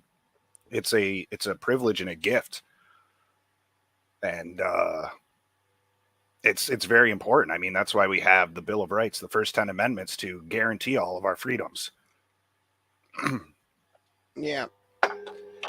This broad is going to get into a lot of like why they have a very odd view of what the trad wife was. So basically all a trad wife is to a normal person is a wife with a vagina, maybe some breasts, and she has children, and she doesn't work, and she just keeps the house generally. Yeah, but what is a woman, though? Right, exactly. Who the fuck knows? This bitch certainly doesn't fucking know. I didn't look at her Instagram. I might after this, but I'd be willing to bet there are several cats and photos of armpit hair for no reason. And I'm going to guess there's probably a little bit of manic panic hair dye in there somewhere, too. I wonder why she can't find a man. It's awful. She's very upset about how these, because this is from 2 months ago, trad wife TikTokers blew up and they get millions of views. And you'll see she has 6.7 thousand followers on Instagram, which is her most followed account. So I think it's pretty obvious what her deal is, but we'll keep moving. Unless Smokey has something that he wants to say, because I know that he usually does about the women. Well, it's okay. Go ahead. Move on. All right. What are you eating your meatloaf? What are you beating your meatloaf? I just finished it. Oh, I'm gay? Oh, okay. Anyway. But that's the thing about trad wives. Like so many personas on social media, they're an illusion. Life for women was never soft, pretty, or easy. From the Middle Ages, women labored alongside men. Wives, the ones who didn't. I mean, easy comparatively speaking, right? Definitely. I mean, well, yeah. I mean, men worked harder back then, and so women in a support structure, and from a lack of modern, infrastructure and conveniences and invention, had not yet reaped the benefits of a quite easier life. But mankind would continue to do nothing but perpetually innovate for the sake of making women's lives easier and more convenient. And we've reached the pinnacle of that now. And look at how fucking ungrateful they are. The whole reason that we made life convenient for women at any point in history, or more convenient for women, is because their job in comparison is infinitely more important, because without the magic wizards that make people come out of them, none of us exist, right? I mean, I feel like that's not off. I know Ray said something to that effect earlier, if you want to bounce off of that. I mean, yeah, not only that, but like they also have the very important job of catering. And you can take that how you will, but at the end of the day, a man comes home to his wife and she you know, in the traditional sense, like the trad wife shit, if the woman is staying at home all day, then she shouldn't have any problems. There's not anything that's going to shake up her whole fucking day other than she missed the prices right at 4:30. You know, Right. so she doesn't have anything to worry about. There's no problem that's causing her distress. So if he does come home after a stressful day of working hard, then she would be perfectly capable of alleviating any unwell feelings or, you know, just like comfort. Like it's We go out into the terrible, coarse, awful fucking world so that women don't have to, so that they can do the more important job. Like the whole reason we do all that is so that you can do your thing. Well, yeah.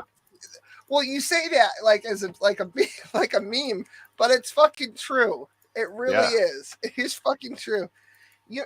A man can cook himself some food. A woman can cook a meal. That's just the reality of the situation. And it's only because she has time to plan that out and do all that shit because she's not working in the fucking fields, or she's not up on a fucking 40-foot fucking cherry picker laying fucking electrical power lines, being a lineman, fucking cleaning up hurricane fucking debris, doing all that horrible shit. It's only because somebody else is doing all that shit that she doesn't have to do that.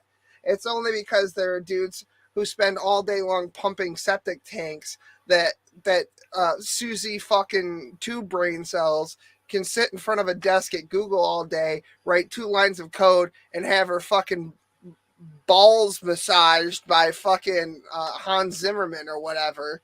You know? That sounds pretty good, I'll be honest with you. It does sound pretty good, but they're all losing their jobs anyway, which is, by the way, hilarious.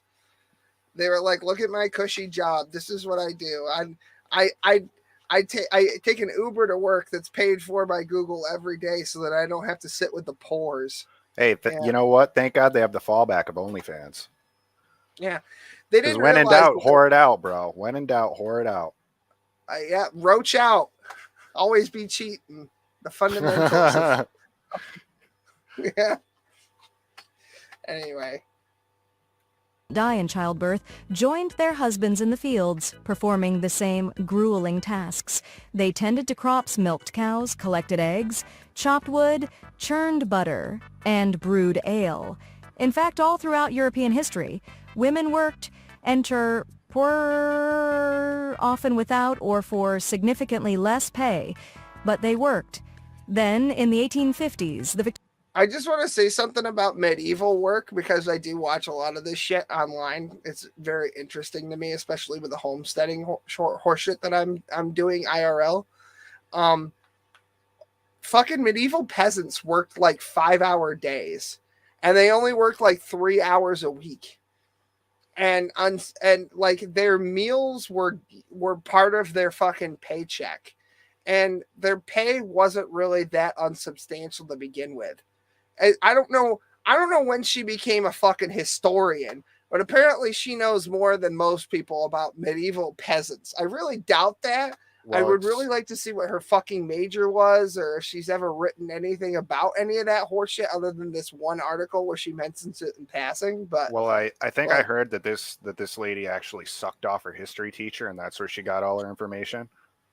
Oh yeah, she got that from imadethatshitup.com/fuck you. Yeah, the Cliff Notes version. Yeah, I heard about that website. Victorians created the angel in the house ideal, a meek, pious woman who is submissive to her husband. Some white dude who wrote poetry coined the phrase, surprise, surprise. I read that. I just wanted to know. I really kind of want to look it up now. Who the fuck is the poet that came up with the angel in the house? Hold on. Did she just make a citation by saying a white dude? Some white dude poet. Wow. How dare she choose his pronouns? Coventry Patmore, published in 1854. Hold on a sec.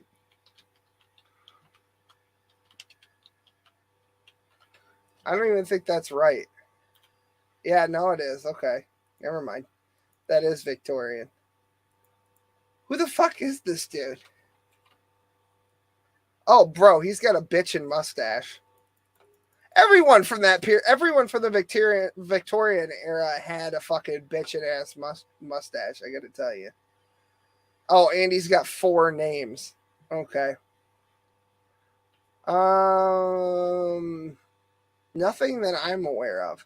The betrothed, the espousals, faithful forever, victories of love. Oh, okay. Well, this makes sense. So he wrote the poem. He wrote the poem, "The Angel in the House," based on his wife. Wow, what a bastard to write poetry about his wife. What a cunt. What an asshole. What a fucking dickhead. I'm glad he's fucking dead, the fucking bitch. I was what a fucking Christ. cat word. What a fucking cat word, my dudes. Anyway. Eyes. But like the trad wife, the angel in the house was also an illusion. Only a small percent. No, it wasn't. No, it wasn't. He wrote it about his own wife, who is a person who historically existed. And if the paintings are anything to be fucking believed, she seemed like a nice one. Just saying. Percentage of wealthy Victorian women could afford to stay home, draping themselves over furniture and floating through mansions in their gowns. Historically, these women did a lot of laudanum.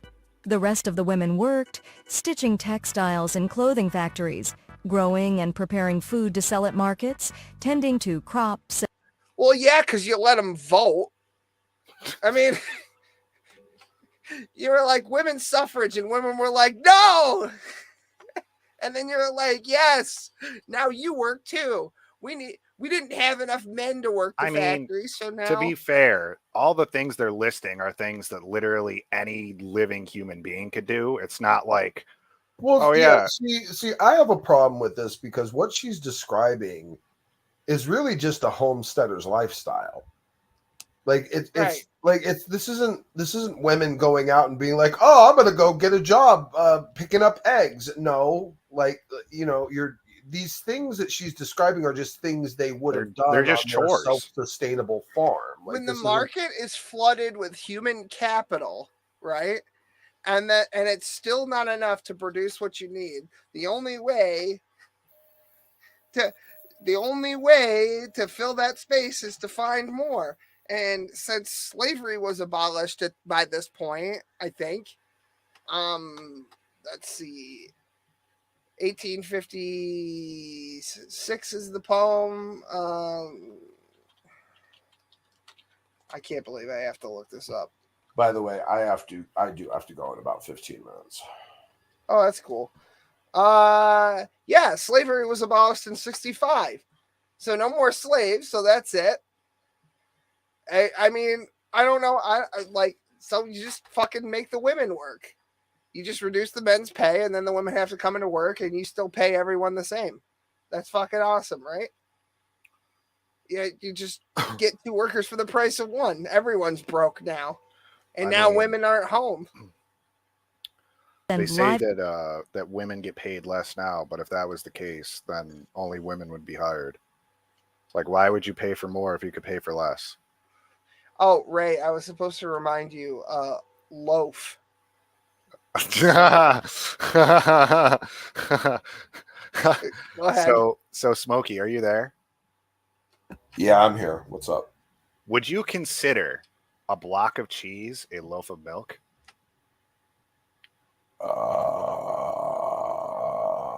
No. No. All right. Well, do you think that they call it sand because it's between the sea and the land? No. All right. Well, that's sand. All. It's coarse and irritating. It gets everything. It gets everywhere.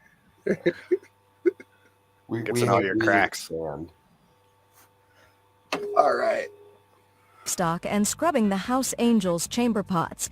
When Europeans became American colonists, those women did hard labor too. Now she went all the way back to when they became American colonists, but she's already in 1860 something. She's bouncing all over the fucking place. And now she's going to bring Rosie the Riveter into this? That's how her brain works. Whatever. Anyway, Smokey said that he wanted to circle back to something that I wrote down. The aorta thing. I think we should bring it up before you leave. Oh, yeah. So the extra verification that Muhammad was definitely a false prophet.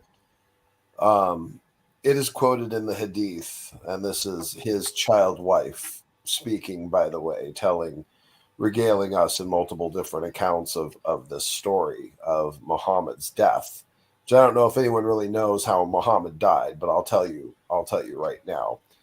So there was a passage early on in Muhammad's prophecy career that is recorded as him saying that Allah is promising to Muhammad that if Muhammad ever misquotes or misstates anything that Allah has said, if he ever states something that has not come out of Allah's mouth, if he's ever misrepresented Allah, then he will cut his aorta. That's the judgment, the punishment that Allah promises on Muhammad if he ever gives false prophecies, is that Allah will sever his aorta. Well, fast forward into the future, and Muhammad, on one of his warmongering campaigns, wipes out a whole settlement of Jews. And one of the mothers of the family that was slaughtered offered to cook him dinner. And being the idiot that he is, he went ahead and accepted this invitation, and she poisoned the food. And over the next 2 years, Muhammad would claim to be in excruciating, constant pain, and would later be quoted by Aisha as saying, "Oh, Aisha, my aorta is being severed by the poison I ate at Khaybar." So Muhammad died the exact way that Muhammad prophesied he would die if he was a false prophet. Hence, Muhammad is a false prophet. The end. If my religion is untrue, let God sever my aorta. Ah, my aorta! Too long, didn't read version. Yeah, that's about what happened. Yeah. Yeah. I have other things, but I don't know if you guys, because I probably will wrap too here. I have one other thing I wanted to mention that came up when you were reading this disaster. Oh, but can you do fucking Dave real quick? Because I'm sure he'll watch this. Sure. The troublemakers. I mean, I don't know what you mean. I don't know, like address Dave. You want me to say something to Dave? Yeah, because I imagine you're not gonna fucking call him. Oh well, he's not here right now, but he will be eventually. Okay.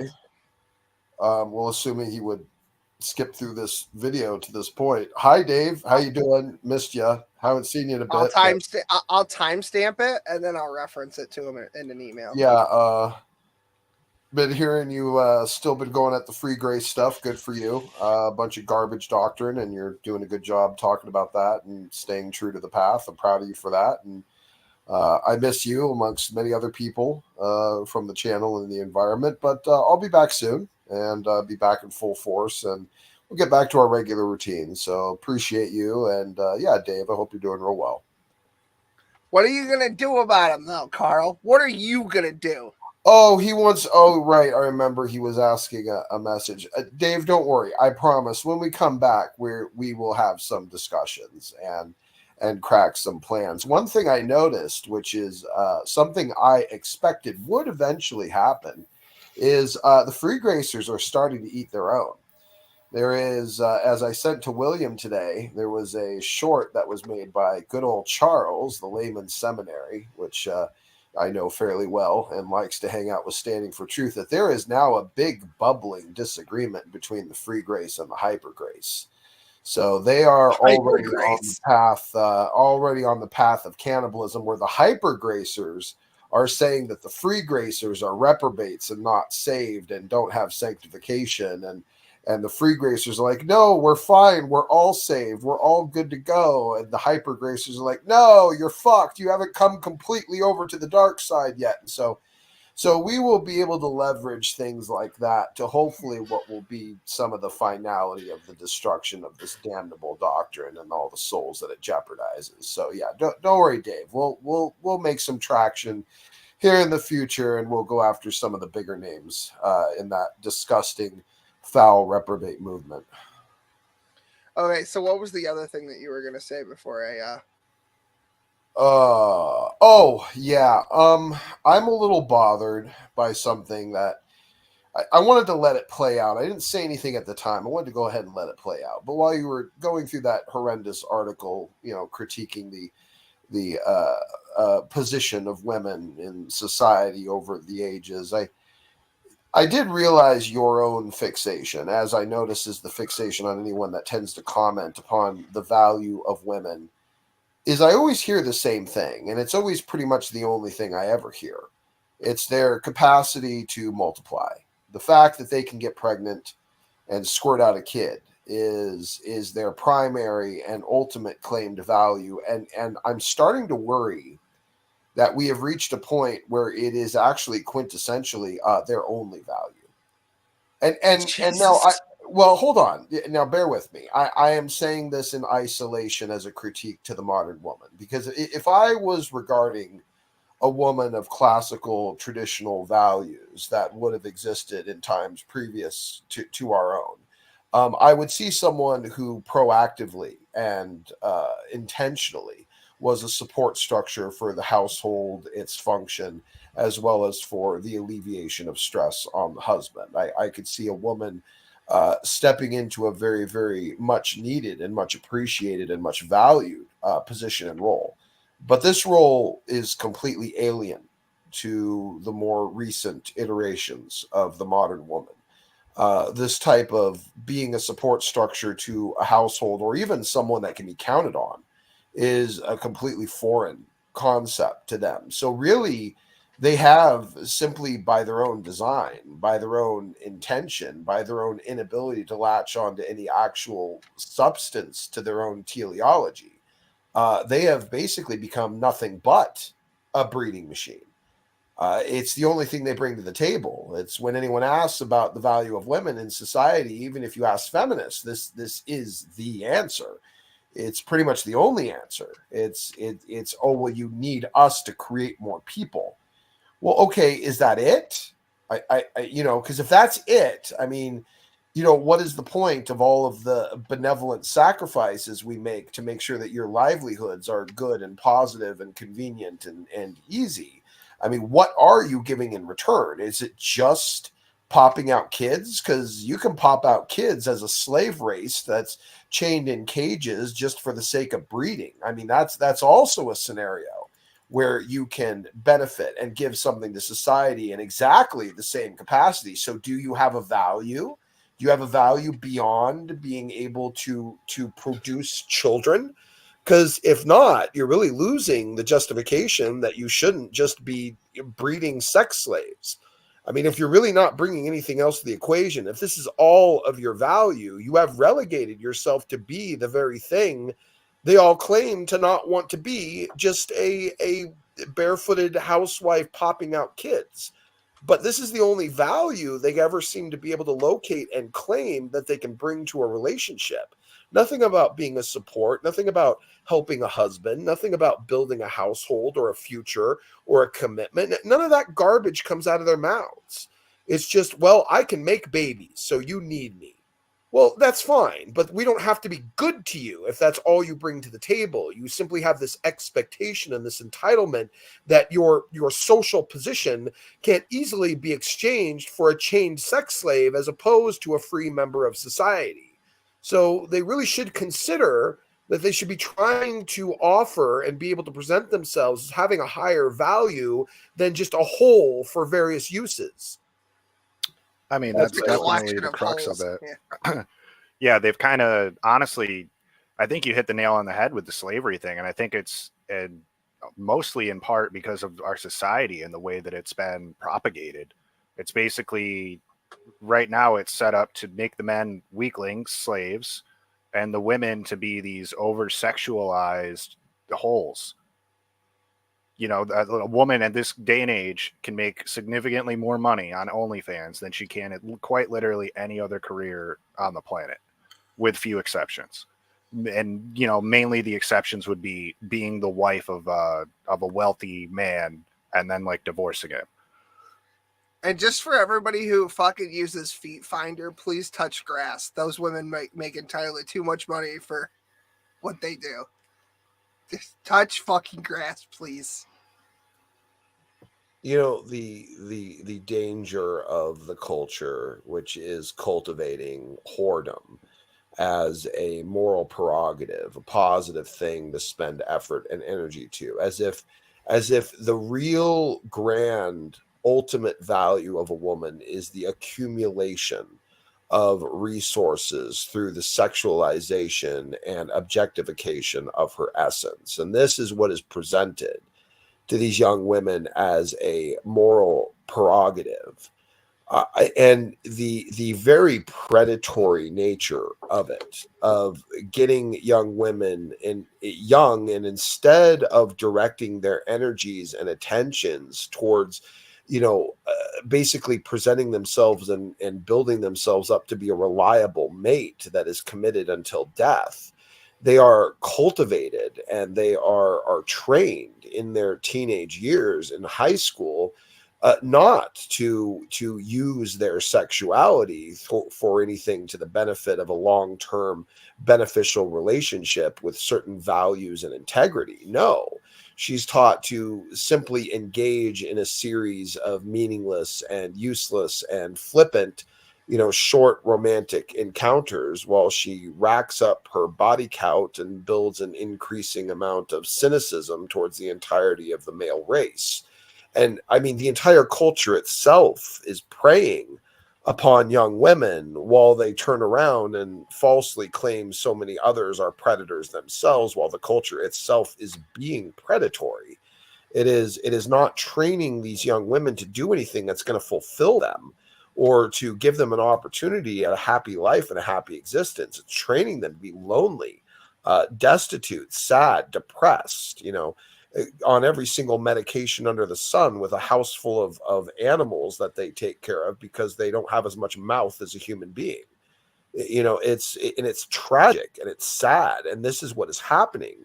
And these goddamn secularists and atheists and liberals and Democrats are all promoting this shit, which is ultimately completely destructive to these young women and will be increasingly destructive to them as they get older. And this is all being presented as empowerment and positivity, and this is the way things always should have been. And meanwhile, they're the most desperately miserable, entitled, spoiled, vile, toxic, treacherous, lying, conniving, vicious, horrendous, demonic sluts of the deep abyss that anyone could have ever possibly even imagined would come into the manifestation of reality. They are vile by every single possible way that you can describe them. They are rotten down to the very core of their souls.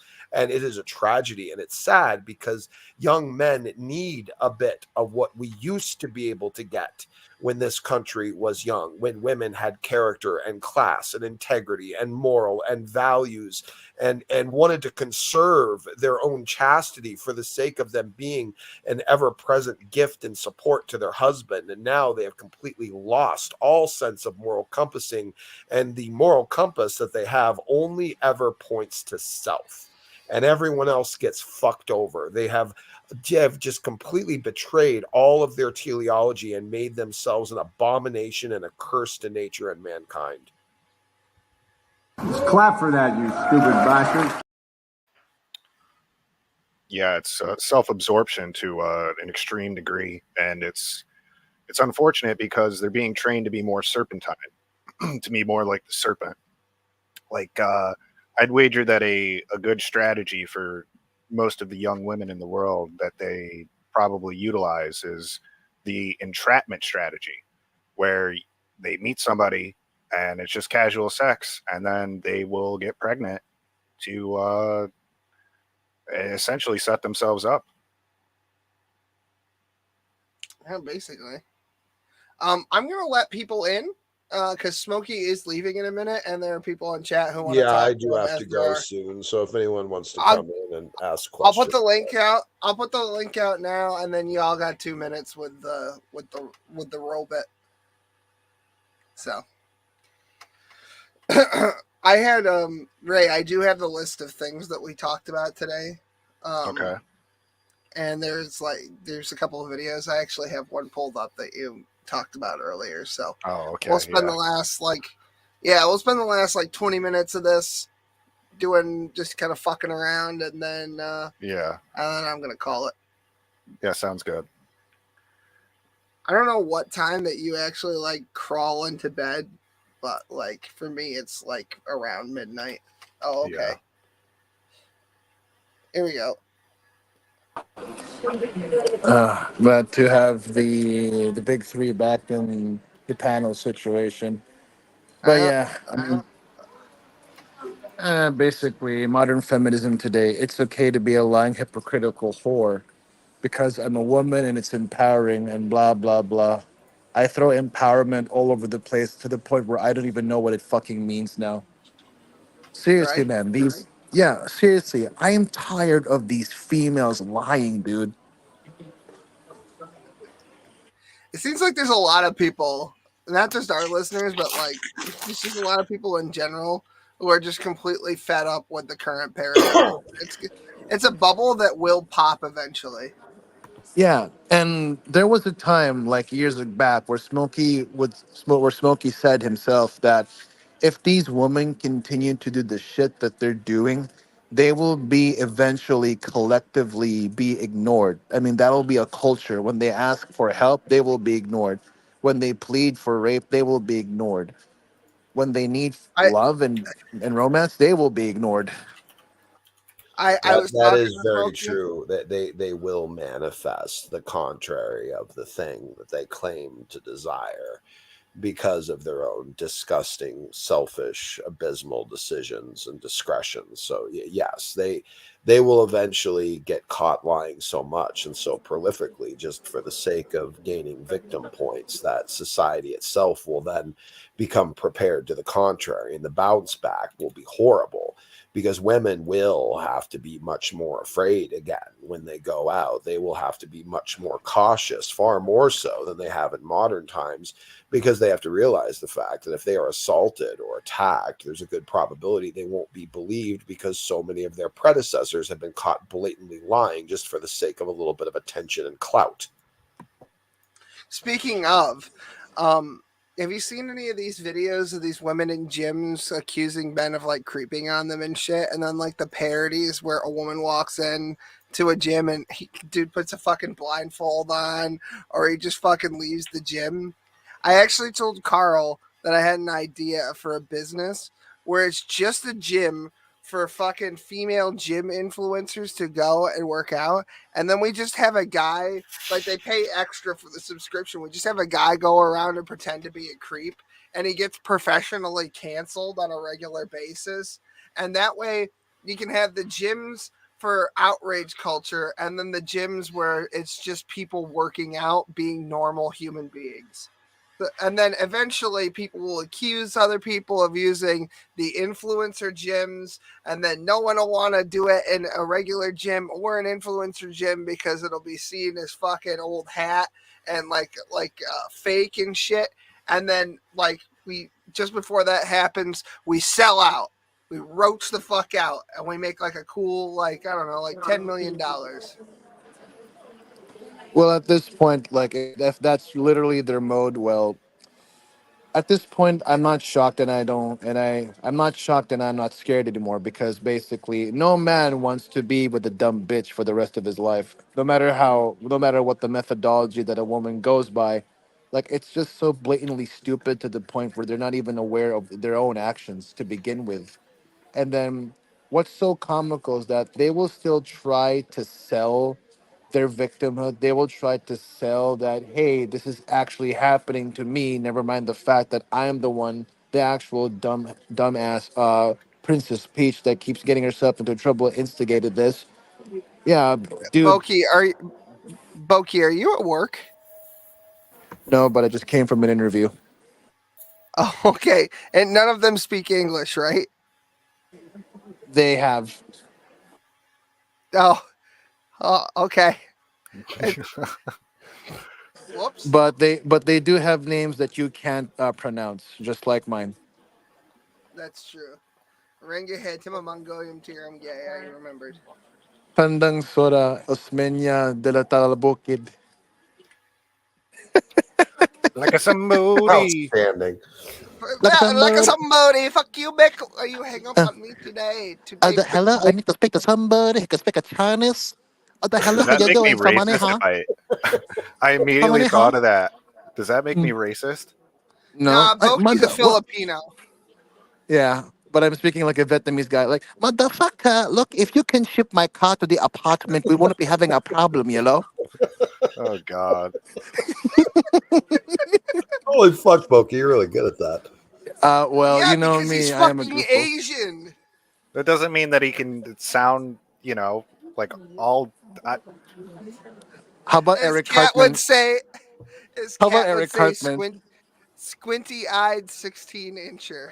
Not all stereotypes are true. For instance, Will is actually really bad at math. I'm a theater Jew, not a math Jew. He's not a math Jew. If you throw enough pennies on the ground, he gets pretty good at it, though. Do you, I Shut mean, the here, fuck up. here's a brothel worker would sound like in Vietnam, in the Vietnam War.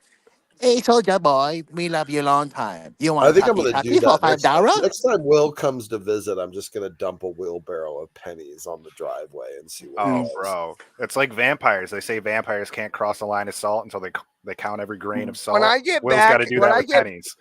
When I get back to the desert, I'm gonna dump a wheelbarrow full of copies of Star Ocean on your front lawn. The PlayStation one. Greatest But hits. if anything, the funny thing is, I came across a sort of a Catholic woman, but she What does year was that OnlyFans. game? What year did that game originally come out? Wasn't there a Anyway, there was a girl who does OnlyFans, but but she's Catholic, claims to be Catholic, and I was thinking, if the last recourse that these whorish women would seek for victim points, it would be under the free grace soteria, and I'm thinking, wow, that works really well. What do you think, Smokey? These lying, Yeah. hypocritical whores turn to free grace.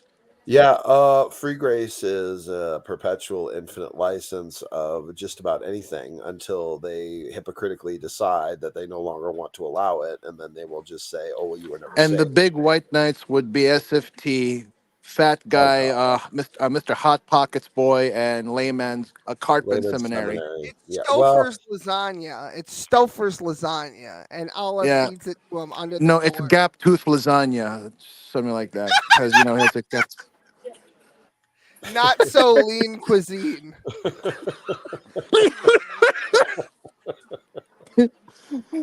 I'm glad I'm not the noisiest guy in the office because my goodness. however many little hand-picked, overly literalized passages that free gracers take advantage of, there are 10 times the number of passages that directly refute their position by their own hermeneutics. And might I add, when you're talking about a lot of these free gracers that we are discussing, do not neglect noticing that they all use primarily very literalistic hermeneutics. Like the words are what they are on the page. In fact, one of the grandest points of hypocrisy I remember in discussing either free grace or even reform theology was C.J. Cox, I recall, calling me a heretic for my debate with Matt Powell. Now, what was my heresy that he was accusing me of? Well, he was accusing me of just literally reading the words of Jesus and taking them literally. Now, C.J. Cox is the one of a super hyper literalism, even to the point where he believes that Isaiah teaches that God actually does indeed create evil intentionally. He is a fatalist. So he believes in an extreme literal hermeneutics. So for him to call me a heretic for literally holding to the literal words of Christ himself was one of the grandest moments of insane, completely delusional hypocrisy I'd ever seen in the entire sphere. CJ Cox stood out as just primary, completely retarded, trying to make that point that by using his own hermeneutics to interpret the text, that I was somehow a heretic. So remember this: they love to over literalize, and the problem is when you take them to the passages that completely refute the over literalization and perversion of the scripture that they have employed, then all of a sudden, oh, now we have very fluctuating hermeneutics where now we suddenly believe in metaphor and hyperbole and parallelisms and things like that, and it's just frustrating. Oh yeah, he dropped. That's unfortunate. But this is. I think that.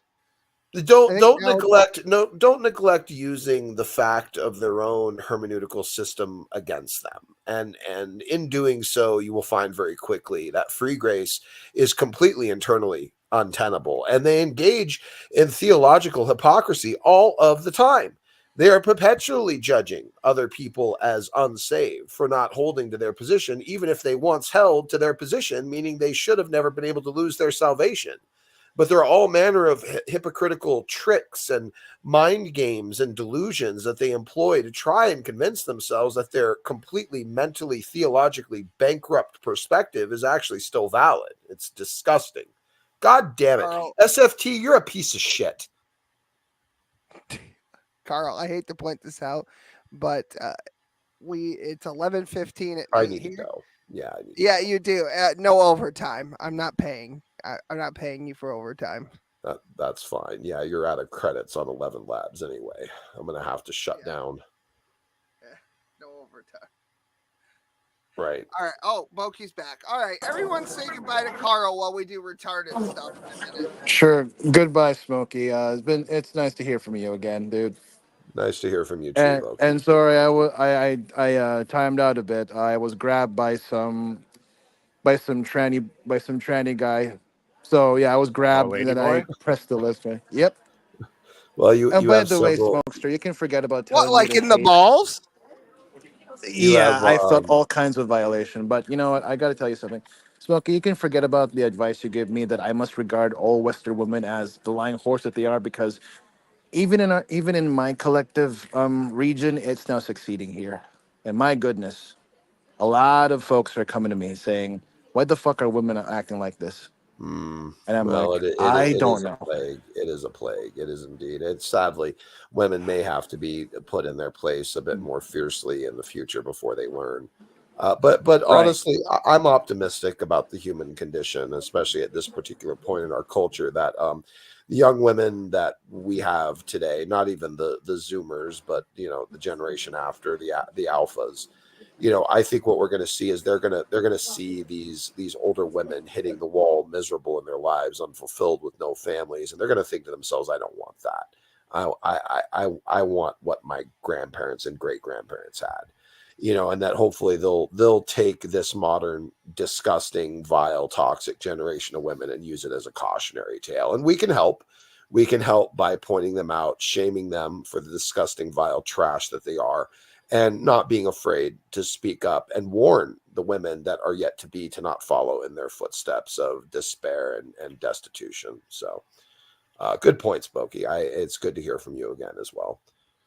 Jill was. Well, I also gotta go, so I just gotta have my closing remarks. Remember to take your noodle soup, and you'll be strong like Kung Fu Asian man. Okay, I'm done. Great. Scotty, do you want to say goodbye? Scotty, anything? It's good to be with you guys again. I just primarily came here to chill. Good to see you, Scotty. You too, All right, man. me and Ray are gonna hang out. Bye, Carl. Bye, guys. Have yourselves a lovely evening. You too, You dude. send me money for Doritos and also a smaller hat. Anyway, You need a smaller yarmulke? yeah. I feel like it's not form-fitting enough. You know what I mean? Yeah. Sometimes you like a little definition. You know? Yeah. Mashugana. Oh shit! Hold on, I gotta switch headphones. The other one's getting low. I posted a short little video in the private chat, and I think that's what Asmongold needs to see. All right, we'll play that, and then I'll try to find the other one that I had pulled up. Oh, I know where it is. It's a different fucking window altogether. Let me grab this. All right. I got ads. All right, here we go. I'll put it on the screen. I don't know what the fuck this is, but it looks hateful. Entire screen. I haven't seen it in a while, but I'm pretty sure it's going to be good. Share audio. So many buttons to fucking press for this horse shit. Yep. Oh, full screen, not theater. Okay. Clearly we got off on the wrong foot. I'm sorry. Never apologize. Excuse me? For anything, under any circumstances, for any reason. What? Apologies are a sign of weakness, a signal to your enemy that you are unwilling to stand up for yourself, your morals, and your values under pressure, and can be pushed to a breaking point. Jeez, okay then. I'm sorry. Wait, no, I mean... It's too late to take back what you've said. You're on the list. You have got to stop using Twitter. No. Now excuse me while I harass someone for having pronouns in their bio. I fucking hate the internet. That guy's videos are fucking gold, bro. Finished, Black Doom. You cannot defeat me. Okay, I gotta play the other thing. Hold on. No, where the fuck did it go? Now we're just at the dicking around portion of the fucking stream. I had a good time. I think we covered a lot of ground. I got accused of You got accused of the penny counting. Boring. I did. I got accused of being boring, and now I have a complex about it. You got inside my head. You win. I'll kill myself in the morning. Who said you were boring? Okay. Oh, fuck it. Literally nobody. That's the problem. Like, literally who? But I let it bother me. That's literally the issue. Some fucking worm. Oh yeah, this is good. This is gonna be good. Yeah, the worms. What does this guy think he's an Indian? Was he a goddamn asshole? What the fuck is he doing? Not ever. No way. Now he's Johnny Hammersticks. Hammering away like he's freaking Tommy Noble. What the hell's he doing? Thinks she's got it going bossing over. No way. No way. What is this garbage? What is this? Oh, I'm king of the trees. I'm the tree meister. I count on them. When sometimes I pride, I like the steelest. Yeah, right. Yeah, right. This guy's a faggot. This guy's some sort of faggot Indian in the teepee. Who this guy thinks he's Captain Knots. Thinks he's Captain tying knots. When everyone needs some knots tied, they go to him. Bullshit. Bullshit. This woman's such a bitch. She's Miss Sand. Drinking out of cups. Being a bitch. I bet her fist. I bet her fedelisk. Barned. Patterscum patted a little kid in the background fucking going crazy. Who's this guy? Mr. Balloons. Mr. Balloon Hands. No way. No way. Get real. Like those things. Mr. Walkway. Mr. Walk Down Me. I'm the walkway. Lead me to the building. Fuck you. 5643. Yeah, right. You're some stupid bitch. Who paid for that floor? Not me. No way. Never pay for no floor ever again. Not once. Not never. Nope. Whose chair is that? Who bought that goddamn chair here? It's not my chair. Not my chair, not my problem. That's what I say. No way. Stupid dresses. Stupid flowers. Lighthouses rule. You don't like the lighthouse? You suck. What is this, seahorse captain? What is this, seahorse seashell party? Who didn't invite me? Why didn't I get invited, seahorse seahell? What is this? Get real. I'm in love with seahorses. I'm in love with them. They're so beautiful and cute. I'm in love with the seahorses. They're fucking unreal. I love them. They're like all the clocks. I love them. I love seahorses, and I love looking at them, and I love seashells. I love seashell things. I love things with seashells and seahorses on them, like blankets and towels and little bags. I love them. Seahorses forever. Now, here's the crazy thing. In watching this, I realized that this is literally a conversation with my 3-year-old if you sped it up and you made every like 25th word completely impronounceable. That is literally what it's like talking to my kid. Like they're English words in order that are complete sentences, but they don't make any fucking sense. And I love him, but I wish he'd learn some like sentence structure and composition, subject, predicate. Where the fuck is this going? You just said that your child spoke like somebody on drugs. 3-year-olds do that. It's just okay. So we took him to the preschool open house so that he can meet his teacher and meet the other kids and all that fun shit. And he didn't want to go. Then he got there. Then he didn't want to leave. And then we had to like drag him out of the classroom. He was so pissed. He threw a bloody fit. I was mortified. I felt like a complete asshole. And the teacher's like, that's okay. They literally all do that. And I'm like, yeah, but I just got hit in the face by a toddler with an agenda. All right. And then and then we got home and he fell asleep in the car and I put him in bed. He woke up this morning at 4:30 in the morning, just couldn't wait to tell me how excited he was for school. And the conversation went something like this.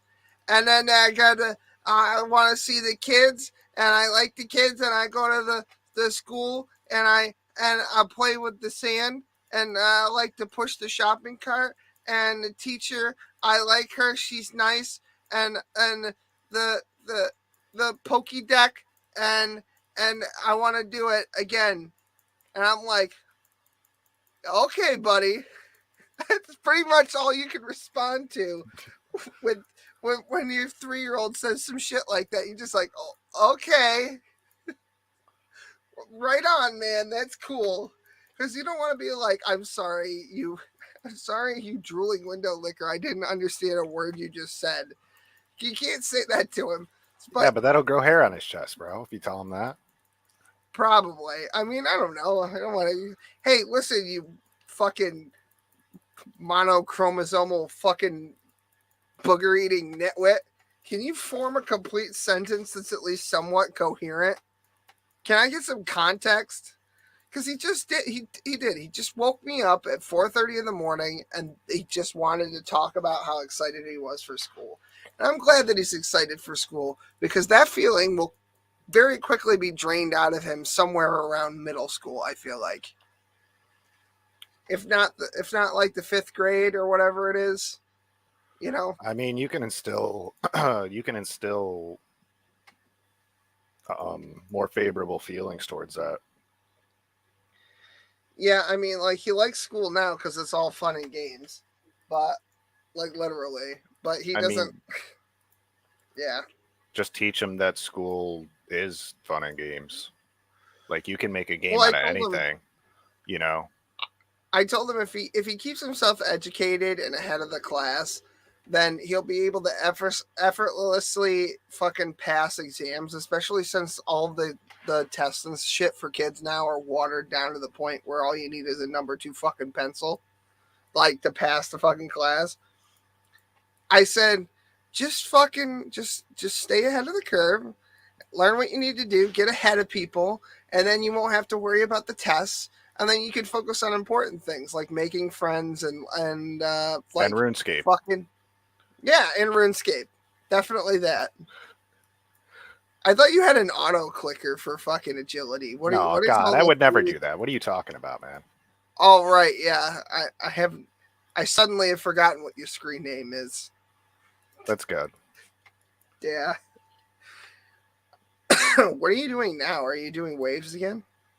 No, Rad. I'm doing one more lap of regular agility, like the rooftops, and then I'll probably do the waves after when I can focus on it. I need to be able to focus on it, and this is the priority for focus right now. Yeah, I hear you. I just fucking. Oh, I was also thinking earlier. This is like my last thing that I had written down. I think anarcho-communism does work, but only like maybe with like a ceiling of like 50 people. Because like my household is essentially anarcho-communist. We all pool resources, we split things fairly evenly based on how much everybody makes, what you can contribute. Everyone buys groceries as and when we need things, even if they're not like that works in one house, right? Uh-huh. After you get past like probably like 50 people, it just stops working, and I always wondered why that was. It's because in your household, everybody is like doing they're putting in equal energy because they know that the ship it's one ship. You guys are all on the same ship. Well, we're putting in And equal energy on a percentage basis. Like what? Like my 10% is more than like my mother-in-law's 10%. Well, let me rephrase it then. You guys are actively working to keep the ship from sinking together. Right. And in like a communist like government, I'm sure there's some people that are actively working to make sure the ship doesn't sink, but I'd wager a good majority are not. Especially people in power who are more concerned with the fucking size of their cannon than they are with keeping the ship afloat. Yeah. Well, now that I think about it, it does. My household does devolve into a patriarchy in a fucking an emergency situation. Do you know Like, why it that really- is? That's because that's a becomes- natural thing. Yeah, it's just like when the tornado came through here, like it was like, okay, Dad, waiting for instructions. Even my kid, who doesn't listen worth a shit, got his shit together enough to hide under the fucking mattress fort. And it did fuck up our deck. It went right over our house. It didn't fucking touch down, but it ripped shit off the yard and everything. Let's see. It was fucking nuts. But everyone was okay. And like my wife was hyperventilating, and my mother-in-law was in my office smoking a cigarette. Like that. Do you remember the Atlantis movie by Disney? That the comms operator. I don't. I really don't. We're all gonna die. That was my mother-in-law. She didn't care. She had the fucking. What is she fucking Mike Lebowski or whatever the fuck she says in Monsters Inc. Yeah. Fucking Roz from Monsters Inc. Mike Wazowski, you didn't turn in your paperwork. Oh God! I want you to know. By I the feel like way, she should have had it. when you played your coffee ad earlier, bro, I had two thoughts. One was, this is why people think that you're a murderer. and second was, you're like the real life Morty. If Morty like grew a set of testicles. Yeah, like I got facial hair and shit. Yeah. He actually hit puberty. Hey guys, we got an ad for coffee brand coffee. It's really good. You should drink it. And there's a link in the description, So, sometimes that's just the way it is. You get 15% off. You got to Look use at the promo tree on code, this. though. There's a tree and it's got orange leaves. It's fall. That's cool. Yeah, we're looking at an ad. It's coffee. The bag has a tree on it. Oh. And it's orange. Oh, the leaves are the leaves are orange. Wow, really nailed that autumnal vibe, Well, if you ever need a fucking ad idea, you can be Morty, and then instead of having Rick come in, you could have fucking Joe Biden come in.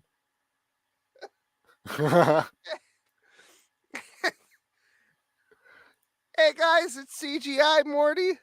I'm here in front of my greens.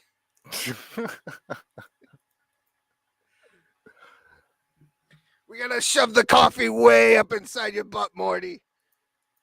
We gotta get it way up there, good and deep. Your grandpa's wanted in like the 30 universes. That's how I speak extemporaneously. I just, yeah, there's a thing, and that's what it is. And oh wow, look at that. That's really something, isn't it? Yeah. I guess you're right. I really am just like testosterone Morty. Oh God. You're like if Morty fucking was the pupil of Seto Kaiba. Oh, Yugi, play your last pathetic card, you fucking cunt.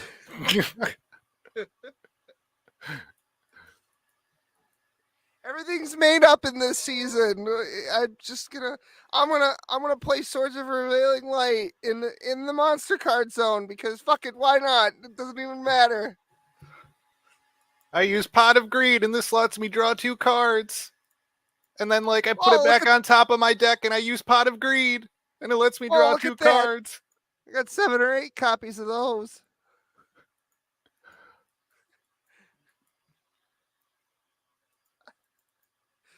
Anyway. Oh, shit. I don't know. Do you have anything else, or do you want to wrap? Oh, it's the Brew Lady. When is the box coming? I need the box. What's in the box? I don't know. That's the point. I will. When I get the box, I'll save it for a Wednesday, do a live stream, open it, because I'm always like recording box openings that she sends me, and then they just never make it to the internet because I'm just too busy. Basically, the only free time that I have is Wednesdays between 9 and 11. Yes, that's a coincidence. Yeah, anyway. terrorists, right? Hamas. Basement Dwellers here. We watched a video of yours in Ray's Discord server the other day, and it was the Piss Baby of the Year award one with Cat saying the cat word. I've been doing my hardest not to reference it. I want you to know that. I know. You can say it. Nothing's gonna happen to you if you say it. Well, you don't know that. No, things will happen to me if you say it. That's true. Yeah, People I'm fine will be with like, that. I can't believe. Although nobody's, well, it's Cat. I was gonna say nobody cared when Cat said it because Cat's just Cat, so it's just like, you know. Oh, I wasn't talking about you. I wasn't talking about using a certain word. If that's what you're talking about, I was. I was just the whole fucking thing in general. You're right, Basement. History was indeed made that day. That was the Thanksgiving episode. That was almost. I feel like that was 3 years ago or 2 years ago. So it was either 2 or 3 years ago. Oh my God, I am Morty. I feel like that was like 2 years ago, or two. It was 2 years ago, and you guys were all reacting to a handsome video by Kenny Rhodes. It was 3 years ago. See, there's Scotty. There's Kaiser Scoopy, always coming in clutch. Anyway, I got called the N-word. No, she called you the N-word after spamming faggot like 10,000 times and shit. Yeah. Yeah, but that's fine because that they allegedly were a faggot. I don't know. I don't know if I follow the logic train, but it's in the past now, so. Yes.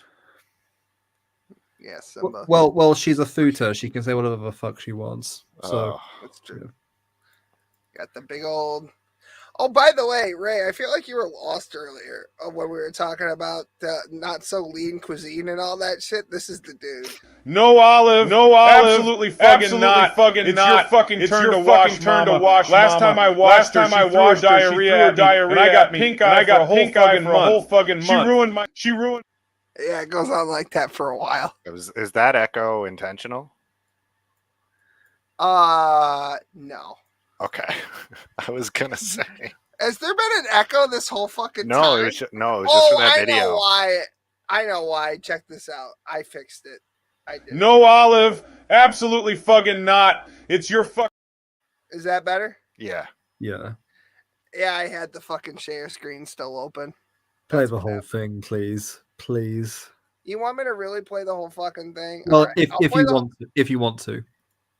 Yeah, I'll play the whole thing, and then I think we'll probably wrap it up here in a minute because I feel like it's slowed down substantially since Carl left because I only planned content for like 3 people. So No, Olive. Absolutely fucking not. It's your fucking turn to wash, Mama. Last time I washed her, she threw her diarrhea at me, and I got pink eye for a whole fucking month. She ruined my good wife beater during that whole fucking fiasco, too. That horny cunt tried to fuck me, and pert near ripped my fucking shirt clear off. She probably thought I was Paw. I tried telling her Papa died 10 years ago, but her fucking dementia must have been playing up again because that skanky fucking whore bit me, and now I got a bite mark on my inner thigh that's infector-pated and what looks like the shape of Texas to boot. I swear that woman could eat corn through a picket fence. Yee-haw! Beautiful. Hello. Midnight. It's been a while. Hi, Midnight, you fucking albino Italian fuck. Long time no see, dude. How have you been? I've been fine. I've I've been wondering what the fuck happened to everybody here. Like, Did I you haven't get a talked job? to you. What? Did you get a job yet? No, still looking. Okay. But Yo. yeah. Yo, Will. Sorry. Did you Yeah. get a- What are you, tatted atheist? Yeah. I posted a link in the private chat. All right, fuck it. Let's do it. This is right up your alley.